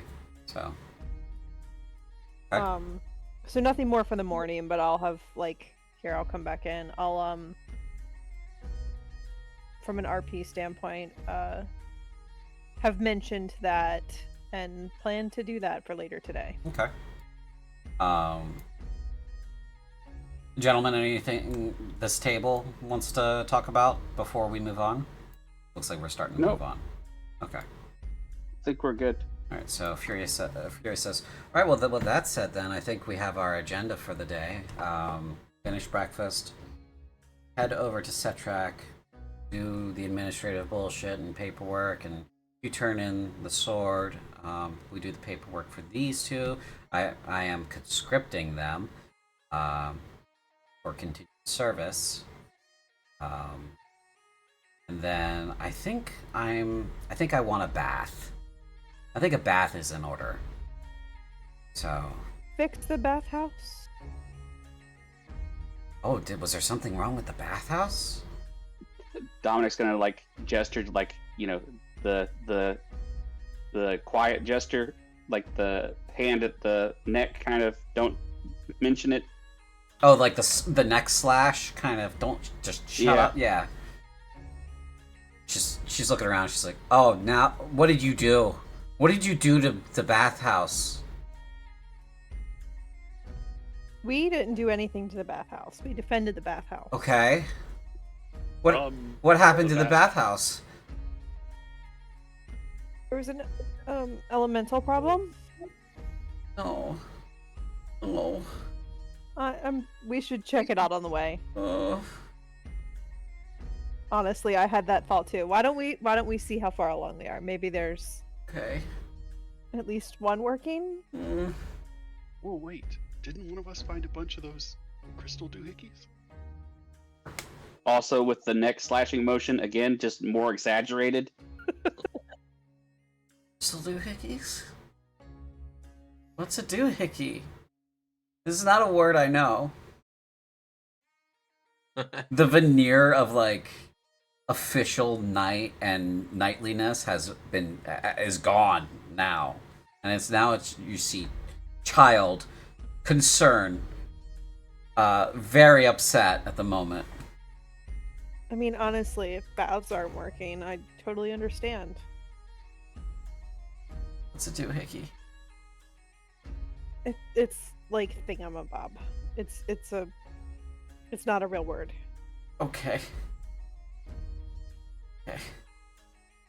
Yeah, we need to go now and see if the bathhouse is okay. She gets Okay, up. well we'll do that first then. She gets up and she starts walking out. I'll follow her and probably, military salute all my friends here, and I'll do the pray for me motion. If anyone wants to, they may make an insight check on this.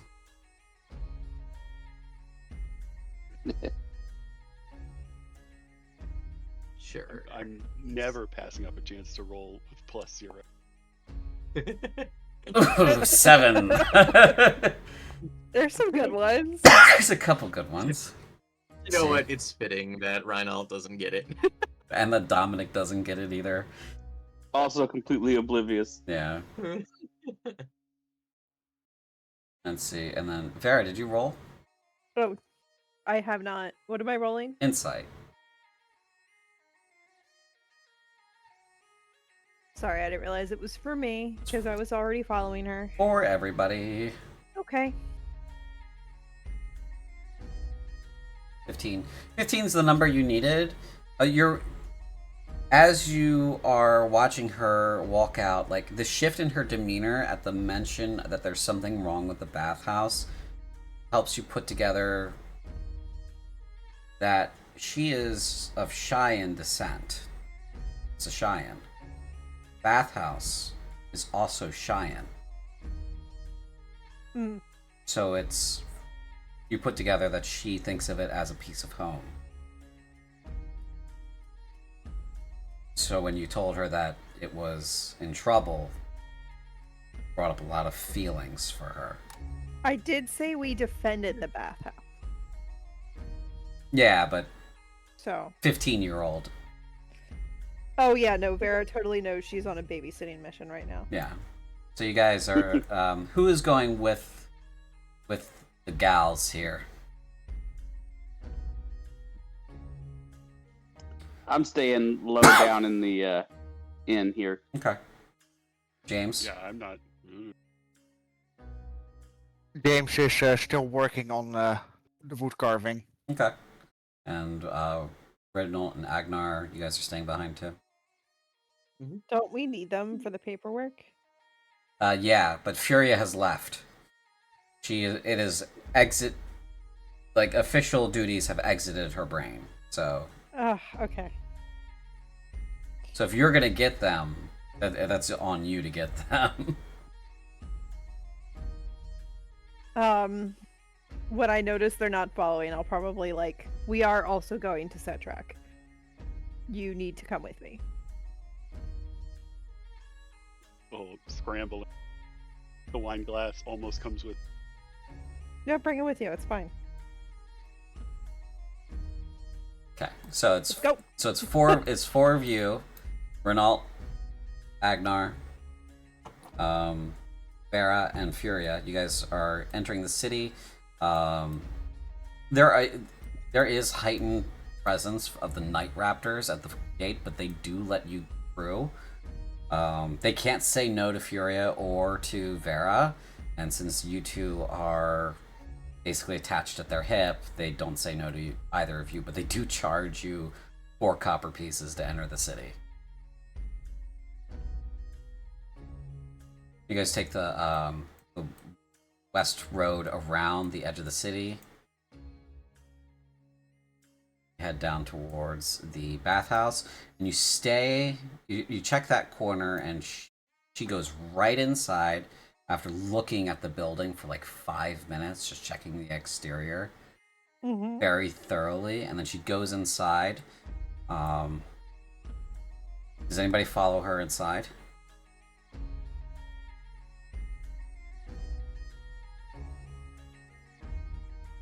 I feel like it's an all or nothing. I'll I'll turn to the two Darthaki. Did you want to go in? Stay out? Well, what are the chances? Chances of what? Another elemental?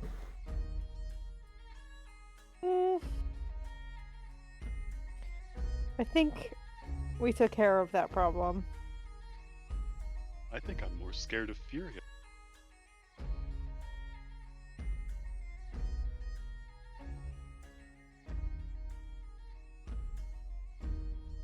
I'll roll my eyes and huff and probably follow her in. Okay. Yeah. Stay there. So yes, you follow her in. You're catching the back end of a conversation between her and an employee, and so she said, "So it's okay. Everything's okay. I can come back later." She said, "Oh yeah, we're open for business. Great, wonderful. I was very concerned." Okay, that was a few days ago. Everything's fixed and back in operation now. Okay. She looks at you, Vera, and she goes, "Everything's fine. Everything's fine now. We'll be back later." And then she heads out of the building just as quickly as she entered, not stopping for you guys to figure your shit out. Well, she starts heading towards the exit to the city.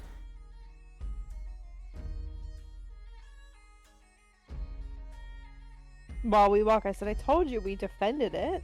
I know, but I had to see that it was okay myself. That will be a nice treat after the paperwork that's bound to be in our future. You can't do paperwork without treats. You need to have treats for paper. You guys roll up on Setrak Training Center. She gets started on the paperwork to log the two of you as conscripts. And Vera, you turn in the sword. Anything you want to do here other than that?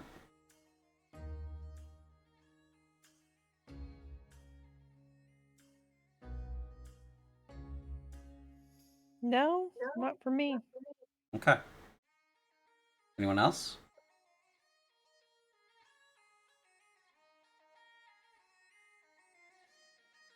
All right, we're gonna press fast forward then. Yeah. Okay, and you guys wind up back at the bathhouse. Very serious about this. I'm gonna say it's been about 2 hours. Wind up back at the bathhouse. She pays for herself, doesn't bother paying for the rest of you. Just pays for herself, goes into the women's side, puts her clothing and armor and everything away in one of the cabinets, one of the wardrobes there. And then she goes and takes a nice long hot soak. And if you recall, this is a open bath, open air bathhouse. It's not open air because there's a ceiling in it, but it's open, more or less. There are 3 pools. There's the top pool, which is full of hot water. The middle pool, which is warm, but not quite cold. And then there's the bottom pool, which is cold. Basically, you kind of wash yourself at the bottom, and then you soak and rinse, and then you're done. Be washed, soak, and she'll be on the rinse, and then leave. But she's in the soak portion right now. Just head back, spacing out, nice and warm. There are families here, a couple families here. It's like a mom and her kids, or like a couple getting their bath in for the week or whatever. There's soap, scented oils, that sort of thing.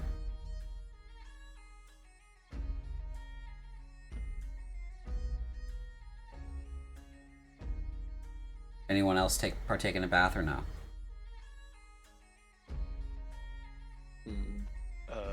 Well, you know what? Yeah, I think Agnar. I mean, it's a little Spartan. I don't think he soaks. I think he's just the routine of getting clean. Okay, so you just wash and then you're done, right? Okay.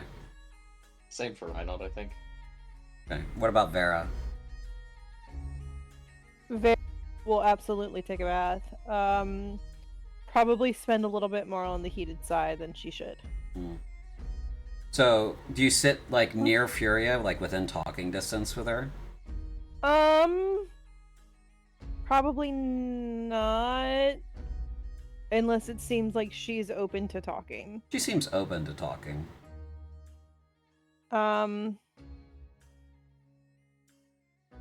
Sure. Okay.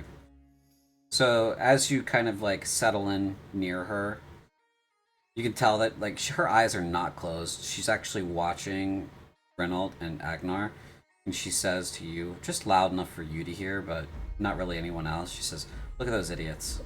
They don't even know how to do this. They don't know how to do this. This is one of the few luxuries we have in life, and they're just watching and getting out. What is wrong with men?" It's a loaded question. So much, right? So much is wrong with them. In the background, flexing. Look at that idiot. Look at that big dumb idiot.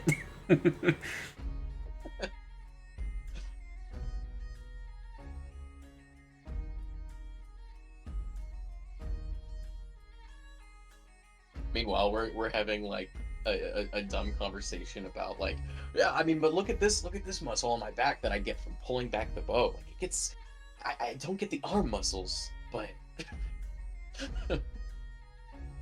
And look at that big dumb idiot, she says to you, Vera.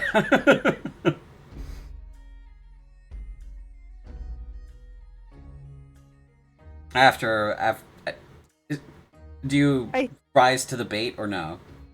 I think Vera will lightly chuckle, but she's having a hard time like actually laughing today.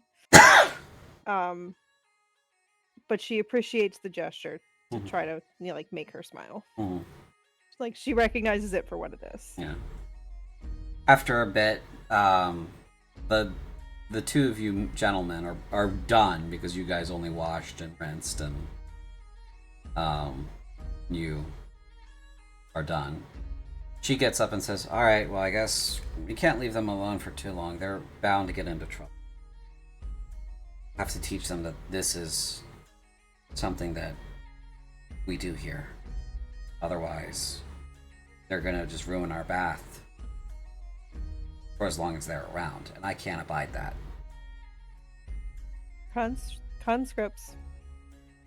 She shrugs and just gestures broadly and gets out, rinses, and then goes to... Means they're your idiots. Yeah, she knows. And she goes and puts her clothes back on and her armor back on, and heads outside to pick up her conscripts. And she doesn't seem very concerned with whether or not you go with her at this point, Vera. Say Vera will probably linger maybe another, like, not too long, maybe another, like, 15 minutes to half an hour. Okay. Enjoying the moment. And then we'll head back. Okay. And an hour later, before return to the boarding house. While they're gone, Raven and Dominic, do you guys do anything?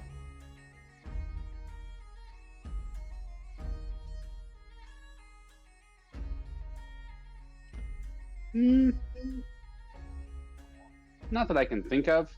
I'll check to make sure that my postage went out and was out and about doing its thing. But besides that, I'm just going to try to lay low and relax. Yeah, that was a couple days ago, I think. At least. Yep. Yeah. Okay. So they return to the boarding house. Anything for this evening? Otherwise, we'll press fast forward. I'm going to make sure that all of my possessions are packed up and easily accessible in case I need to make a quick getaway for whatever reason. Sure, yeah. Absolutely. Easy enough.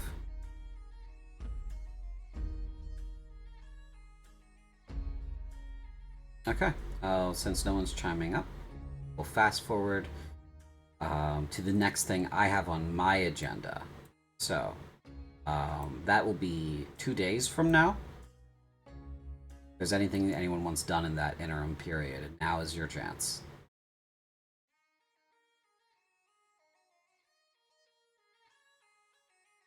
Just finishing the bust. Okay, yeah.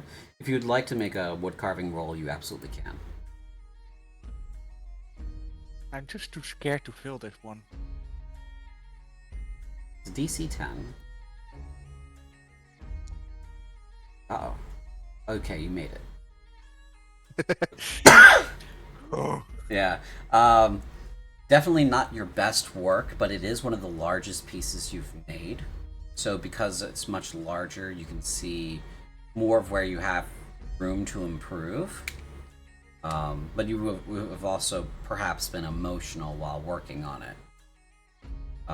So it's, you know, definitely not in the fully creative frame of mind.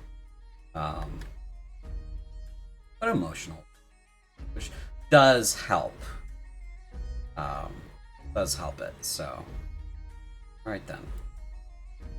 So, over the next 2 days, business as usual here. Dominic and James, do you guys make moves to, like, set up a shop those 2 days? Like, do you guys actually go into business together to open up a store, or what?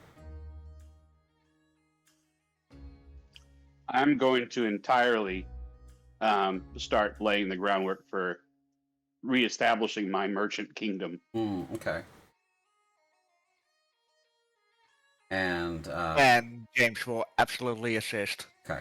So, let's see here. If I can't beat them by force, I will beat them financially. All right, so let's see here. This will be a persuasion check. Since both of you are involved in this, I recommend that James do the rolls. He has a high persuasion, and he does have Merchant 1, which means he is by trade also already a leveled merchant. So you have you can learn a lot from him as to like what the practicalities of that are. So his role will be an advantage. So it's more like you're helping him, but you're the ideas man. You know what I mean? This is exactly how it needs to be. Yeah. But he's good at executing. So James, I need you to make a persuasion roll at advantage. Perfect, great. With a 23, you convince the local government to give you a charter to build a shop in Sorath. The price for construction depends on which district you're gonna pick your plot out on and start building on. So there are 4 districts, and then there's the exterior of Sorath. So you can let me just go back to Sorath. So we have over here on the right side Eris district, which is a poor district. The warehouse district is controlled, so no new buildings can be built there that are not warehouses. There's the Selgor district, which is pricier because it is a merchant district. It's got shops like a tailor and that sort of stuff, higher level artisan kind of stuff. So there is a incentive to build there for that purpose, but at the same time you have more competition around you. There's Sophia district, which it is exorbitant even on the outside of the fence. You're putting together the only reason why the farmers market is intact there is probably because it predates Sophia district itself, so it's grandfathered in. But it is very expensive.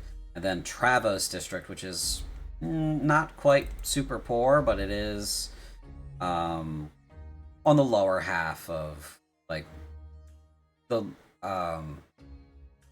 working poor live there. So those are the 4 interior districts that you could build in, and then there's the exterior of the city. They do not want you to build in the graveyard at all. There are a lot of problems with that. So, where would you like to build?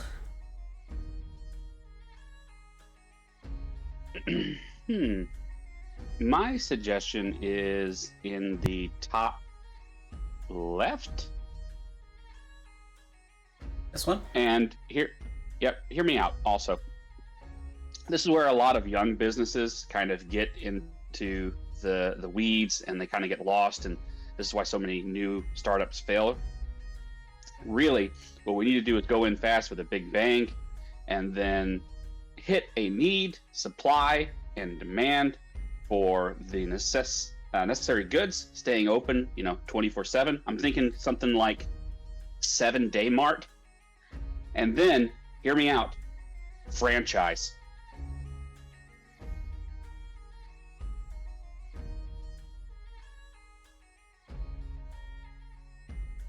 I assume you're talking to James. Yep. James is processing the information. Mhm. But wouldn't it be better if we go to the merchant district? I mean, there's already people there going shopping. It's an already existing customer base. It's already a tapped out market. You got to go to where the people are. The people want convenience. Once they have convenience, they're never going to leave. And then once you become a common name and you become everywhere, you become the convenience store.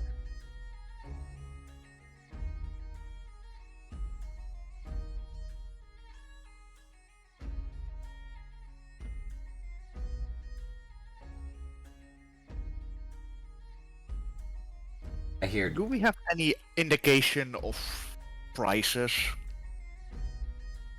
For Like how much expensive- how much it would cost to build? Yeah, Yeah, so because that can also factor in a lot on where to build.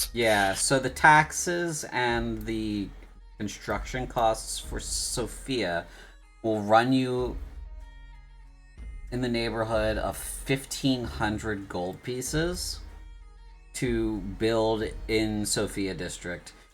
Inside the fence, even more. Like we're talking 2,500 to put some kind of like corner shop in one of the apartment buildings, because they won't let you build on any of the parkland. So you'd be taking, Understandable. yeah, you'd be having to take over an empty apartment, which these are apartment buildings that nobles live in. So and visiting nobles live in. So expensive. Selgor district is a little cheaper. It'll be 750 for build, and then 50 for taxes. For Eris and Travos, they are going to be the same. They're going to be 350 to build. That's the land. It's purchasing the land, materials, structure, labor costs, and all that. And then for taxes, it'll be 10 gold pieces on top. So it's, what I say, 350. So 360 writs for either Eris or Travos district. It's a no-brainer. We'll set up one in each. Isn't that going a little bit too fast? Because we're just talking about the building, not about Trust the me. stock. You got to hit it hard. Plus, in order for us to meet our profit margins, we're going to have to buy in bulk. Buying in bulk necessitates having multiple venues to offload goods.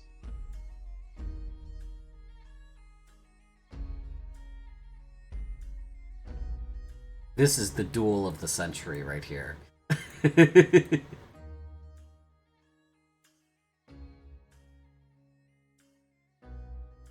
You could just feel James's mounting consternation.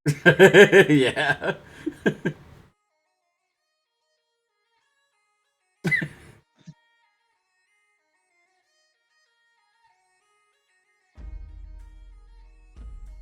Is there any way for me to convince you not to go there?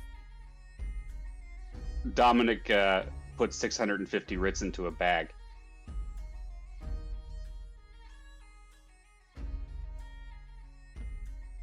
Nope.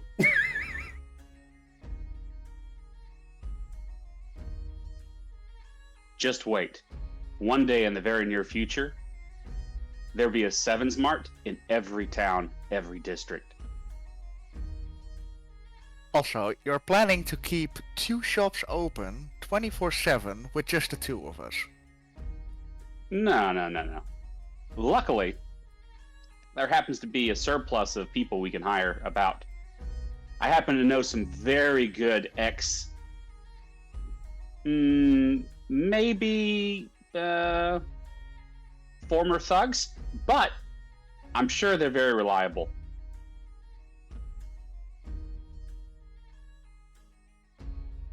I realized who you're talking about.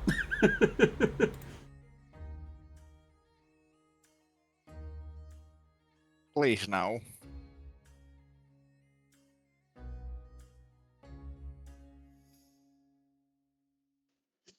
Okay. We'll Dominic's start just going to with drape one. his arm around James's shoulder, and the two are going to walk towards their new buildings. All right. We'll start with 1.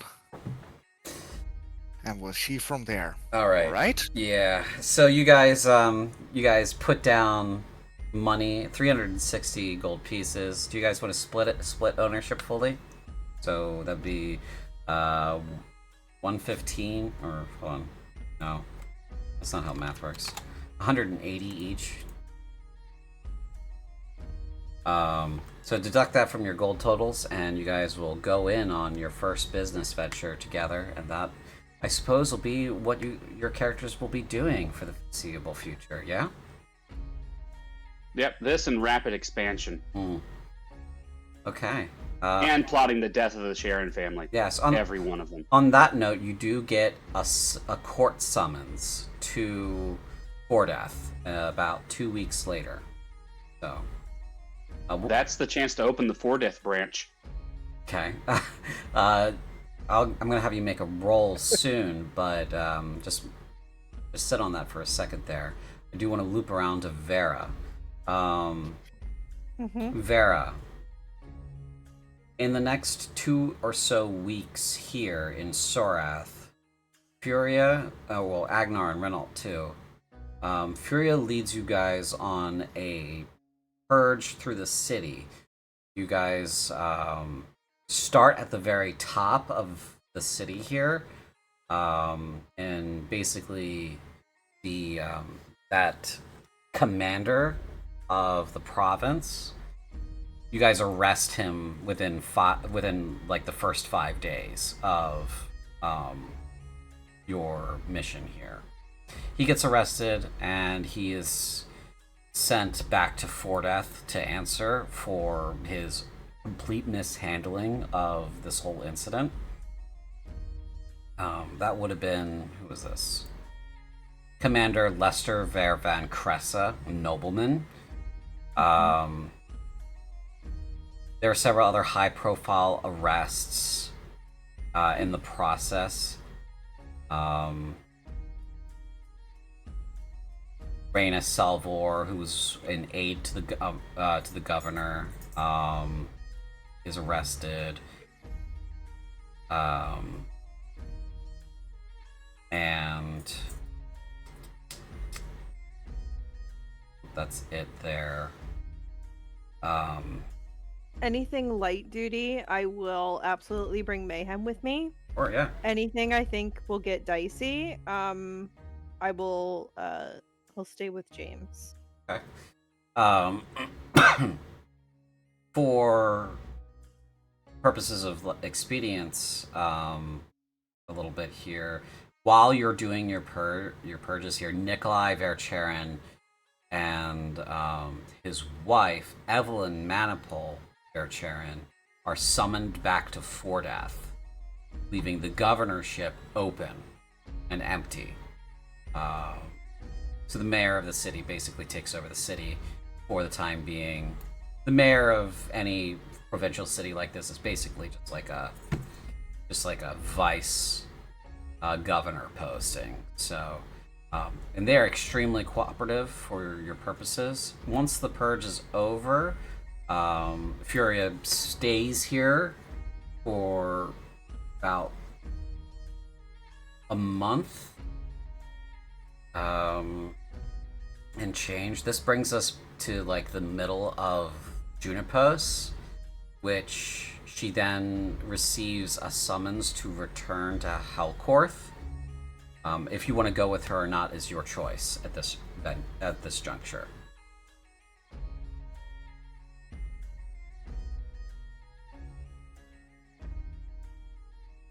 It's up to you guys. I need an answer though.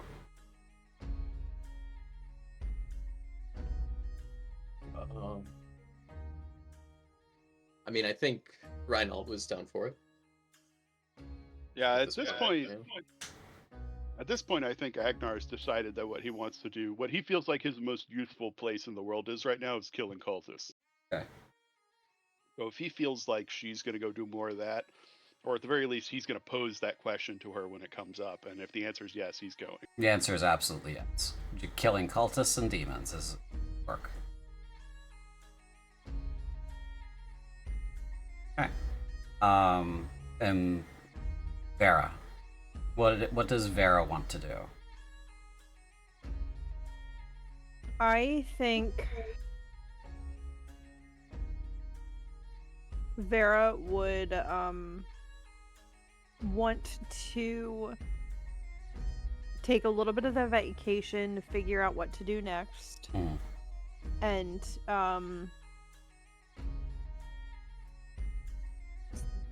is the sword okay? Yes, the sword is okay. She'd probably want to try to find wherever. Oh god, I think it's. Is it Matthew? Yeah, Matthew is the younger brother, but the one I think you're thinking about, the older one, is Asurian. Asurian. Yeah. He's the one that's the soldier, right? Yes, he's the soldier. Then it's Asurian. I'd like to try to find Asurian to return the sword. Okay, that takes you back to Fordeath. Okay. Okay, so you and Furious split once the purge of the Nighthawks is over. Or Night Raptors. Night Raptors.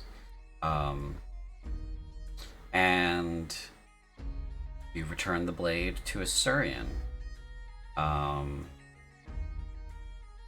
Which I think at this point we're saying what our characters will be doing until they are brought back into the story again. So let's start with James. You will be doing what until your character's brought back into the story?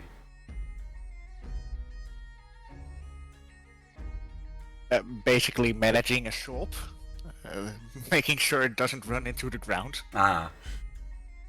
Okay. Managing this 7 mart and making sure Dominic doesn't run it into the ground. Okay. Yeah. Okay. Anything else? I think James's days will be filled with that for the time being. Okay.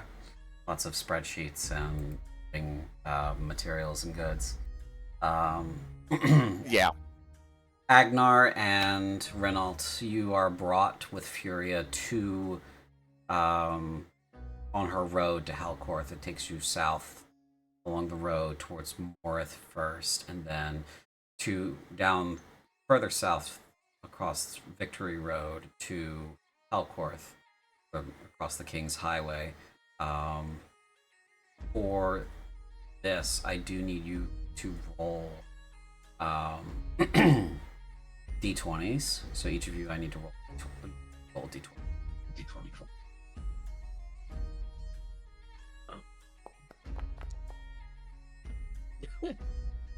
Coming in with the high rolls this one. Yeah, coming into the high rolls with this one.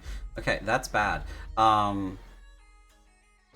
With a 4, I need you to roll a D100, Renault.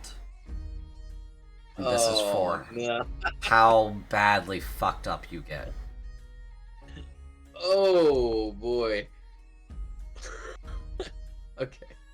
Okay, and then Agnar, I need you to roll a D100 as well.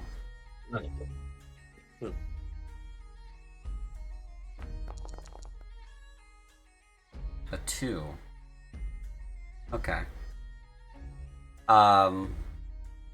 Renault, you are maimed pretty terribly in the ambush. Along the road heading towards Helcorth, the three of you are ambushed by cultists. There's quite a lot of bloodshed. In the ensuing chaos, Renault, it was maybe like 20 or 30 cultists that ambushed you. It wasn't very far south from Morth, so it seems like they picked up your trail there and then jumped you on the highway. You were maimed pretty terribly. Like, nearly died. And the only reason why you survived is because luck. Just sheer blind luck. Someone had like a healing potion on them when they were killed in the combat, and Furia was able to save your life there, but you cannot fight anymore. So when you get to Helcorth, you are basically told, we can't use you. Okay. Yeah, unfortunately. Agnar, you rolled decently okay on the how did I do in the ambush, but you did not roll well on the, D100 there. You are also pretty badly maimed in the ensuing combat. You do great in the fight itself, but you accrue enough wounds that by the time it's over, you're gonna need to make a death saving throw here. You get to roll until. Oh, okie doke. Yeah, you get to roll until we find out whether or not you live or die, but it's that bad. Is there a shortcut spot for those, or should I just throw d20s? Just throw d20s, yeah. Unfortunately, you've headed into hostile territory, so we make rolls according to that. One success.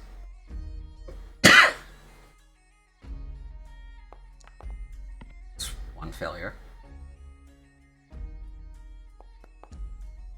It's 2 failures. That's 3 failures. Unfortunately, Agnar Alfhilderson perishes after the ambush. Gone out in a blaze of glory. What would you imagine his end to have been?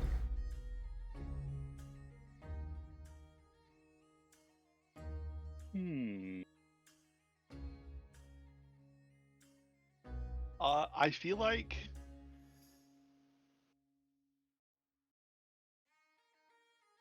I don't know why, but the first thing that popped into my head was definitely tackling somebody to set off a booming blade he had put onto himself. Oh, Jesus. Wow. Like that's the there's light at the end of the tunnel for maybe Reinald, but I'm not getting out of here, and that guy's gonna die with me, kind of. Gotcha. Yeah, absolutely. You definitely take down the leader of this ambush in that way. He's coming to kill. Let's see. See if it's. I'm gonna roll a d6. If it's 5 or 6, he's coming to kill both Furia and Renault. If it's a 3 or 4, it's just Renault. And if it's 1 or 2, it's just Furia. But it looks like he's about to kill Renault.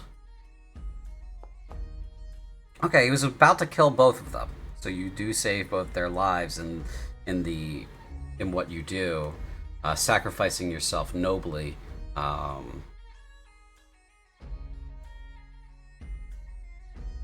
Which leaves Furia essentially carrying Renault to the city, on her own.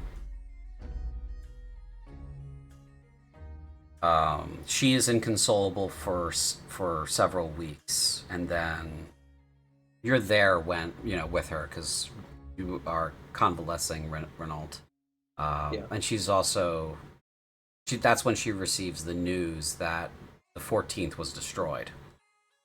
Her battalion that she belonged to was destroyed. So this is the beginning of Alsaurus we're talking about here, and she's then inconsolable for a few more weeks.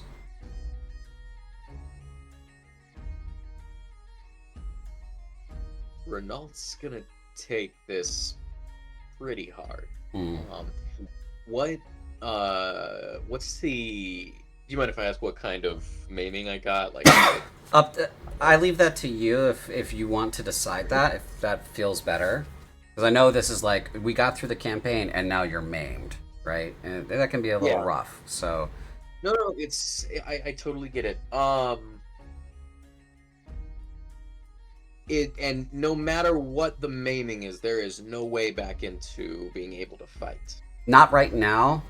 Long term, you probably could fight again, but it would be a while. He'd be out of commission for a few years. It's that bad. You did not roll well, unfortunately. Yeah, no, yikes. Yeah.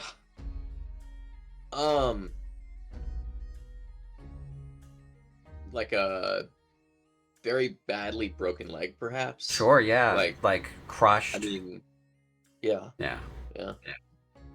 They do have prosthetics. Do you want to lose a leg?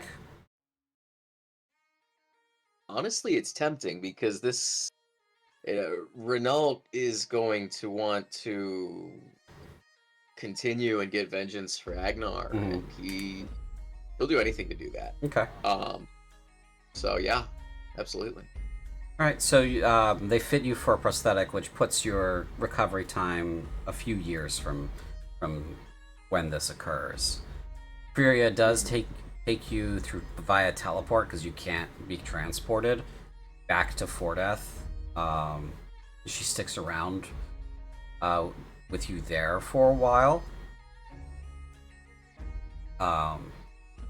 Anything that you want to say or do with her before she has to leave and go back to fighting the war?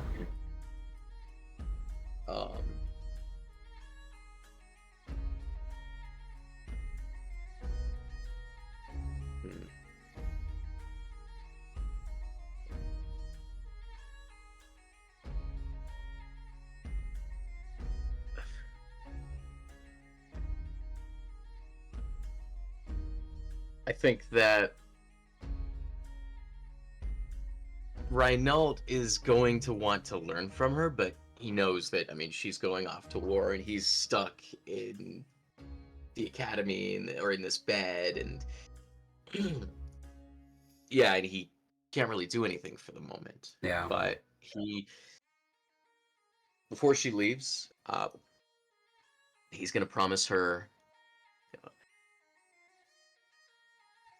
that, Furia, whatever happens in this life or the next, I will get better. I will go back to the front lines, and I will get revenge for Agnar. When you say that, she kind of chokes up, swallows real hard, and says, "I'm gonna hold you to that."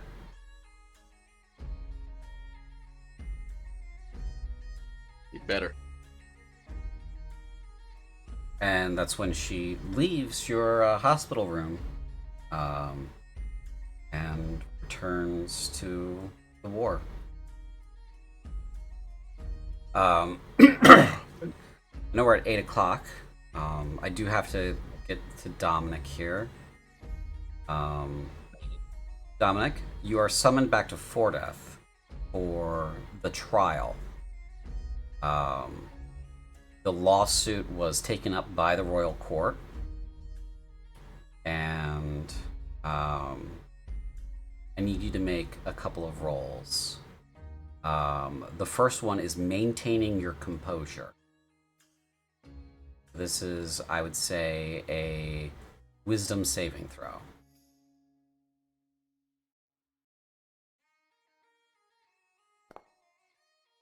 Ooh, pretty bad. The first day of Yeah, we knew that was coming. yeah, the first day we see that you get to the trial and you see who is on your side as the plaintiffs. That lady who was the rogue. You remember her? Yeah. Yeah. She is there, and so is Valentin Verscheren. And listed on the paperwork, Valentin Verscheren, Deves Verscheren, and you as plaintiffs.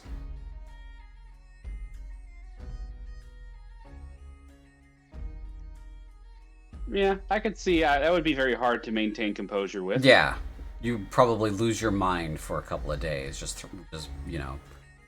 breaking shit in your hotel room.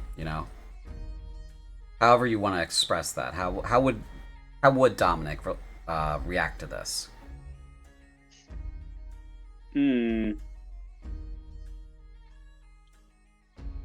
Really, he would try to go out and hire a couple of thugs to, kill these people. But having learned from previous mistakes, he would instead go out and open up a new franchise for his storefront, just to make James have an aneurysm. Gotcha. Okay, so instead of doing the thing that could make everything worse, he does the thing that could make things harder for his friend. Yeah. Growth. True growth. Okay. The next is how the legal proceedings will go. So you will make the roll. It is a contested roll against what I am rolling. Okay. And this is a d20 roll, so just roll your d20. I will roll mine. Okay. Yikes. Alright, so... Can we just reset the last 30 minutes? I know. And start over? I know. So Confirmed. Confirmed oof. So Dominic, you, Devis, and Valentin present a decent case. However, your lack of composure throughout the series makes your side look bad. Look real bad. Unfortunately, the court does not rule in your favor. What they do is they restore you as a nobleman, but as unlanded. So essentially, you're shit out of luck when it comes to your land.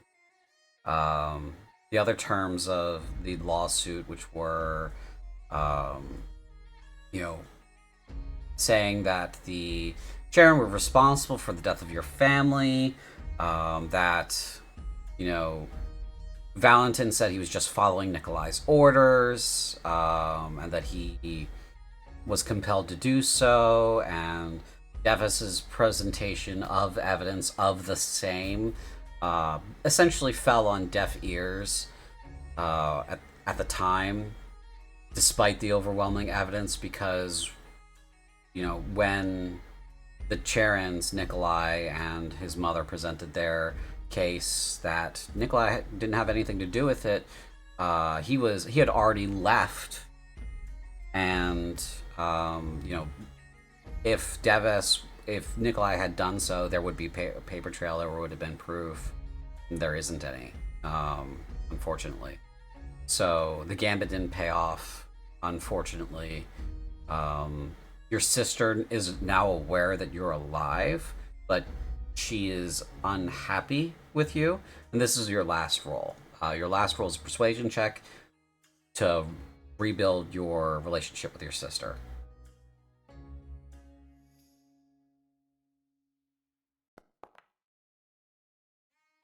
Okay. It takes a while, but she starts answering your letters. If you go to try to visit her, the guards turn you away immediately. Luckily, you no longer have a price on your head. All of this shenanigans did remove the bounty that was on you, and did absolve you of the murder charges. But no one paid. No, there was no justice for what happened to your family. So, but you do eventually are able to repair your relationship with your sister. Mm. So, what's going to happen next for Dominic is he is going to spend every waking moment not only trying to establish this series of different enterprises, but also developing trade connections between here and the front line to help facilitate the smooth transfer of goods and services from the cities to the front lines. And along that process, however he's successful, if he's not successful, any connection he makes, he is going to track down relentlessly every single person who has ever had dealings with the Sharon family. And it might not be today, it might not be next month, it might not be next year, but as long as he's alive, he will eventually see them, and they will be the last thing that he sees. He will be the last thing they see. Probably, or the other way around, knowing Dominic's luck. I see, okay. Did you want to resolve that luck now, or did you want to... We can. Did you want to wait? You tell me what... That's up to you. This is the fate of your character. I'm giving you the choices. You make your choices. I tell you what rolls you have to make, if you have to make. I would... I'll leave it up in the air. We'll see what happens in the if he ever pops up in the future. Okay. That being said, now that we've deeply covered 3 people at the back, now, Vera and James, do you want to do anything else with the future as of this moment? I think Vera, after settling her affairs with her family, will await orders for whatever that is, because they're still the fate of the world. Okay. And you do not have to wait very long. You receive orders to go to Hellcorth for to report for duty. Okay.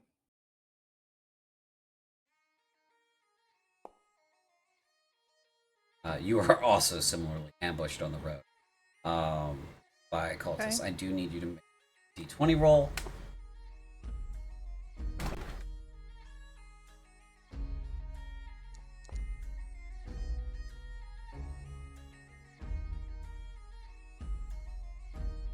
What'd you get? Okay, 12. I need you to roll your D100.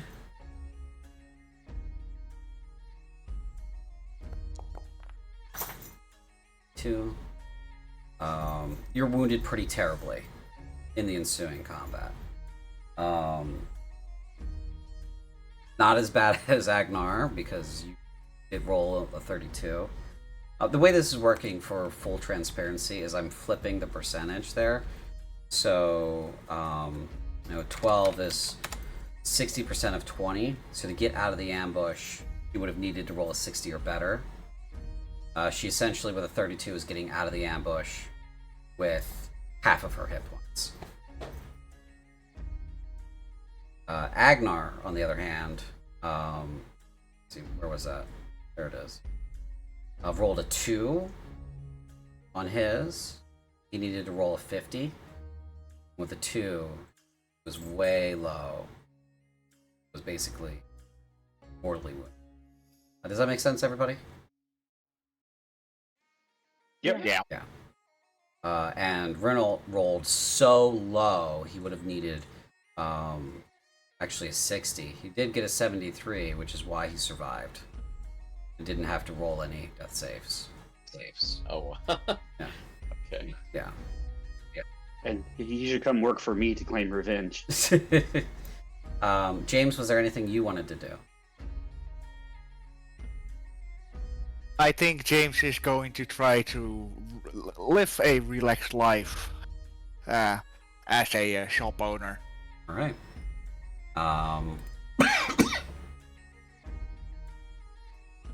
Roll me a persuasion check for me.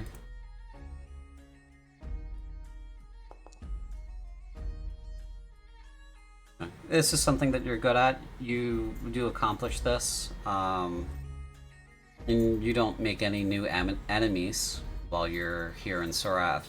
You know, building Dominic's, because it seems like it from the energy, Dominic's mercantile empire, even though he seems to descend it more and more into madness by the day. Do you take any steps to separate yourself from that?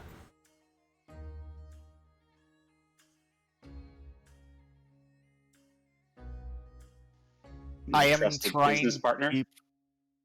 I am trying to keep this store as best as possible. So if everything goes down, then this one should be the only one that survives. Ah, okay. So you make this one legally distinct from the others that are his responsibility. Gotcha. Okay. Well, that said, I think we have reached the conclusion of our session.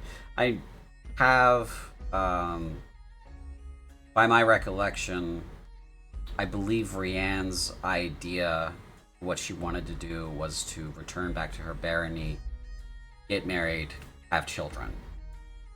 So I'll catch up with her and confirm that that's what she wanted to do, and I will have her make her rolls when I catch up with her. So, that said, this is the end of A Blaze of Cruelty, and our next session that we have for this game, we will be doing our campaign wrap-up, so save your questions until then. Yeah, thanks everybody for coming out and playing. You guys have fun? Always Hell yeah. bittersweet, I'm but fun. yeah. I'm sorry you died, Agnar. No, I did not know that I needed him to explode until the instant we decided. Okay. I need to explode. Calm down. Plus, it's of dubious canon whether he has children now. So True. Oh. I mean, also, just throw it out there, the whole reason why Dominic didn't bomb the courtroom is because Agnar exploded already, and I couldn't steal that thunder. I see. I have the boom boom crystals, could have blown it up. Ooh, that would have been bad. Alrighty. Well, that being said, I think we're gonna close this game for the evening. Stick around, because in about 15 minutes or so, we're gonna start a session of At the Door of Eternity. So, see you soon. Bye-bye.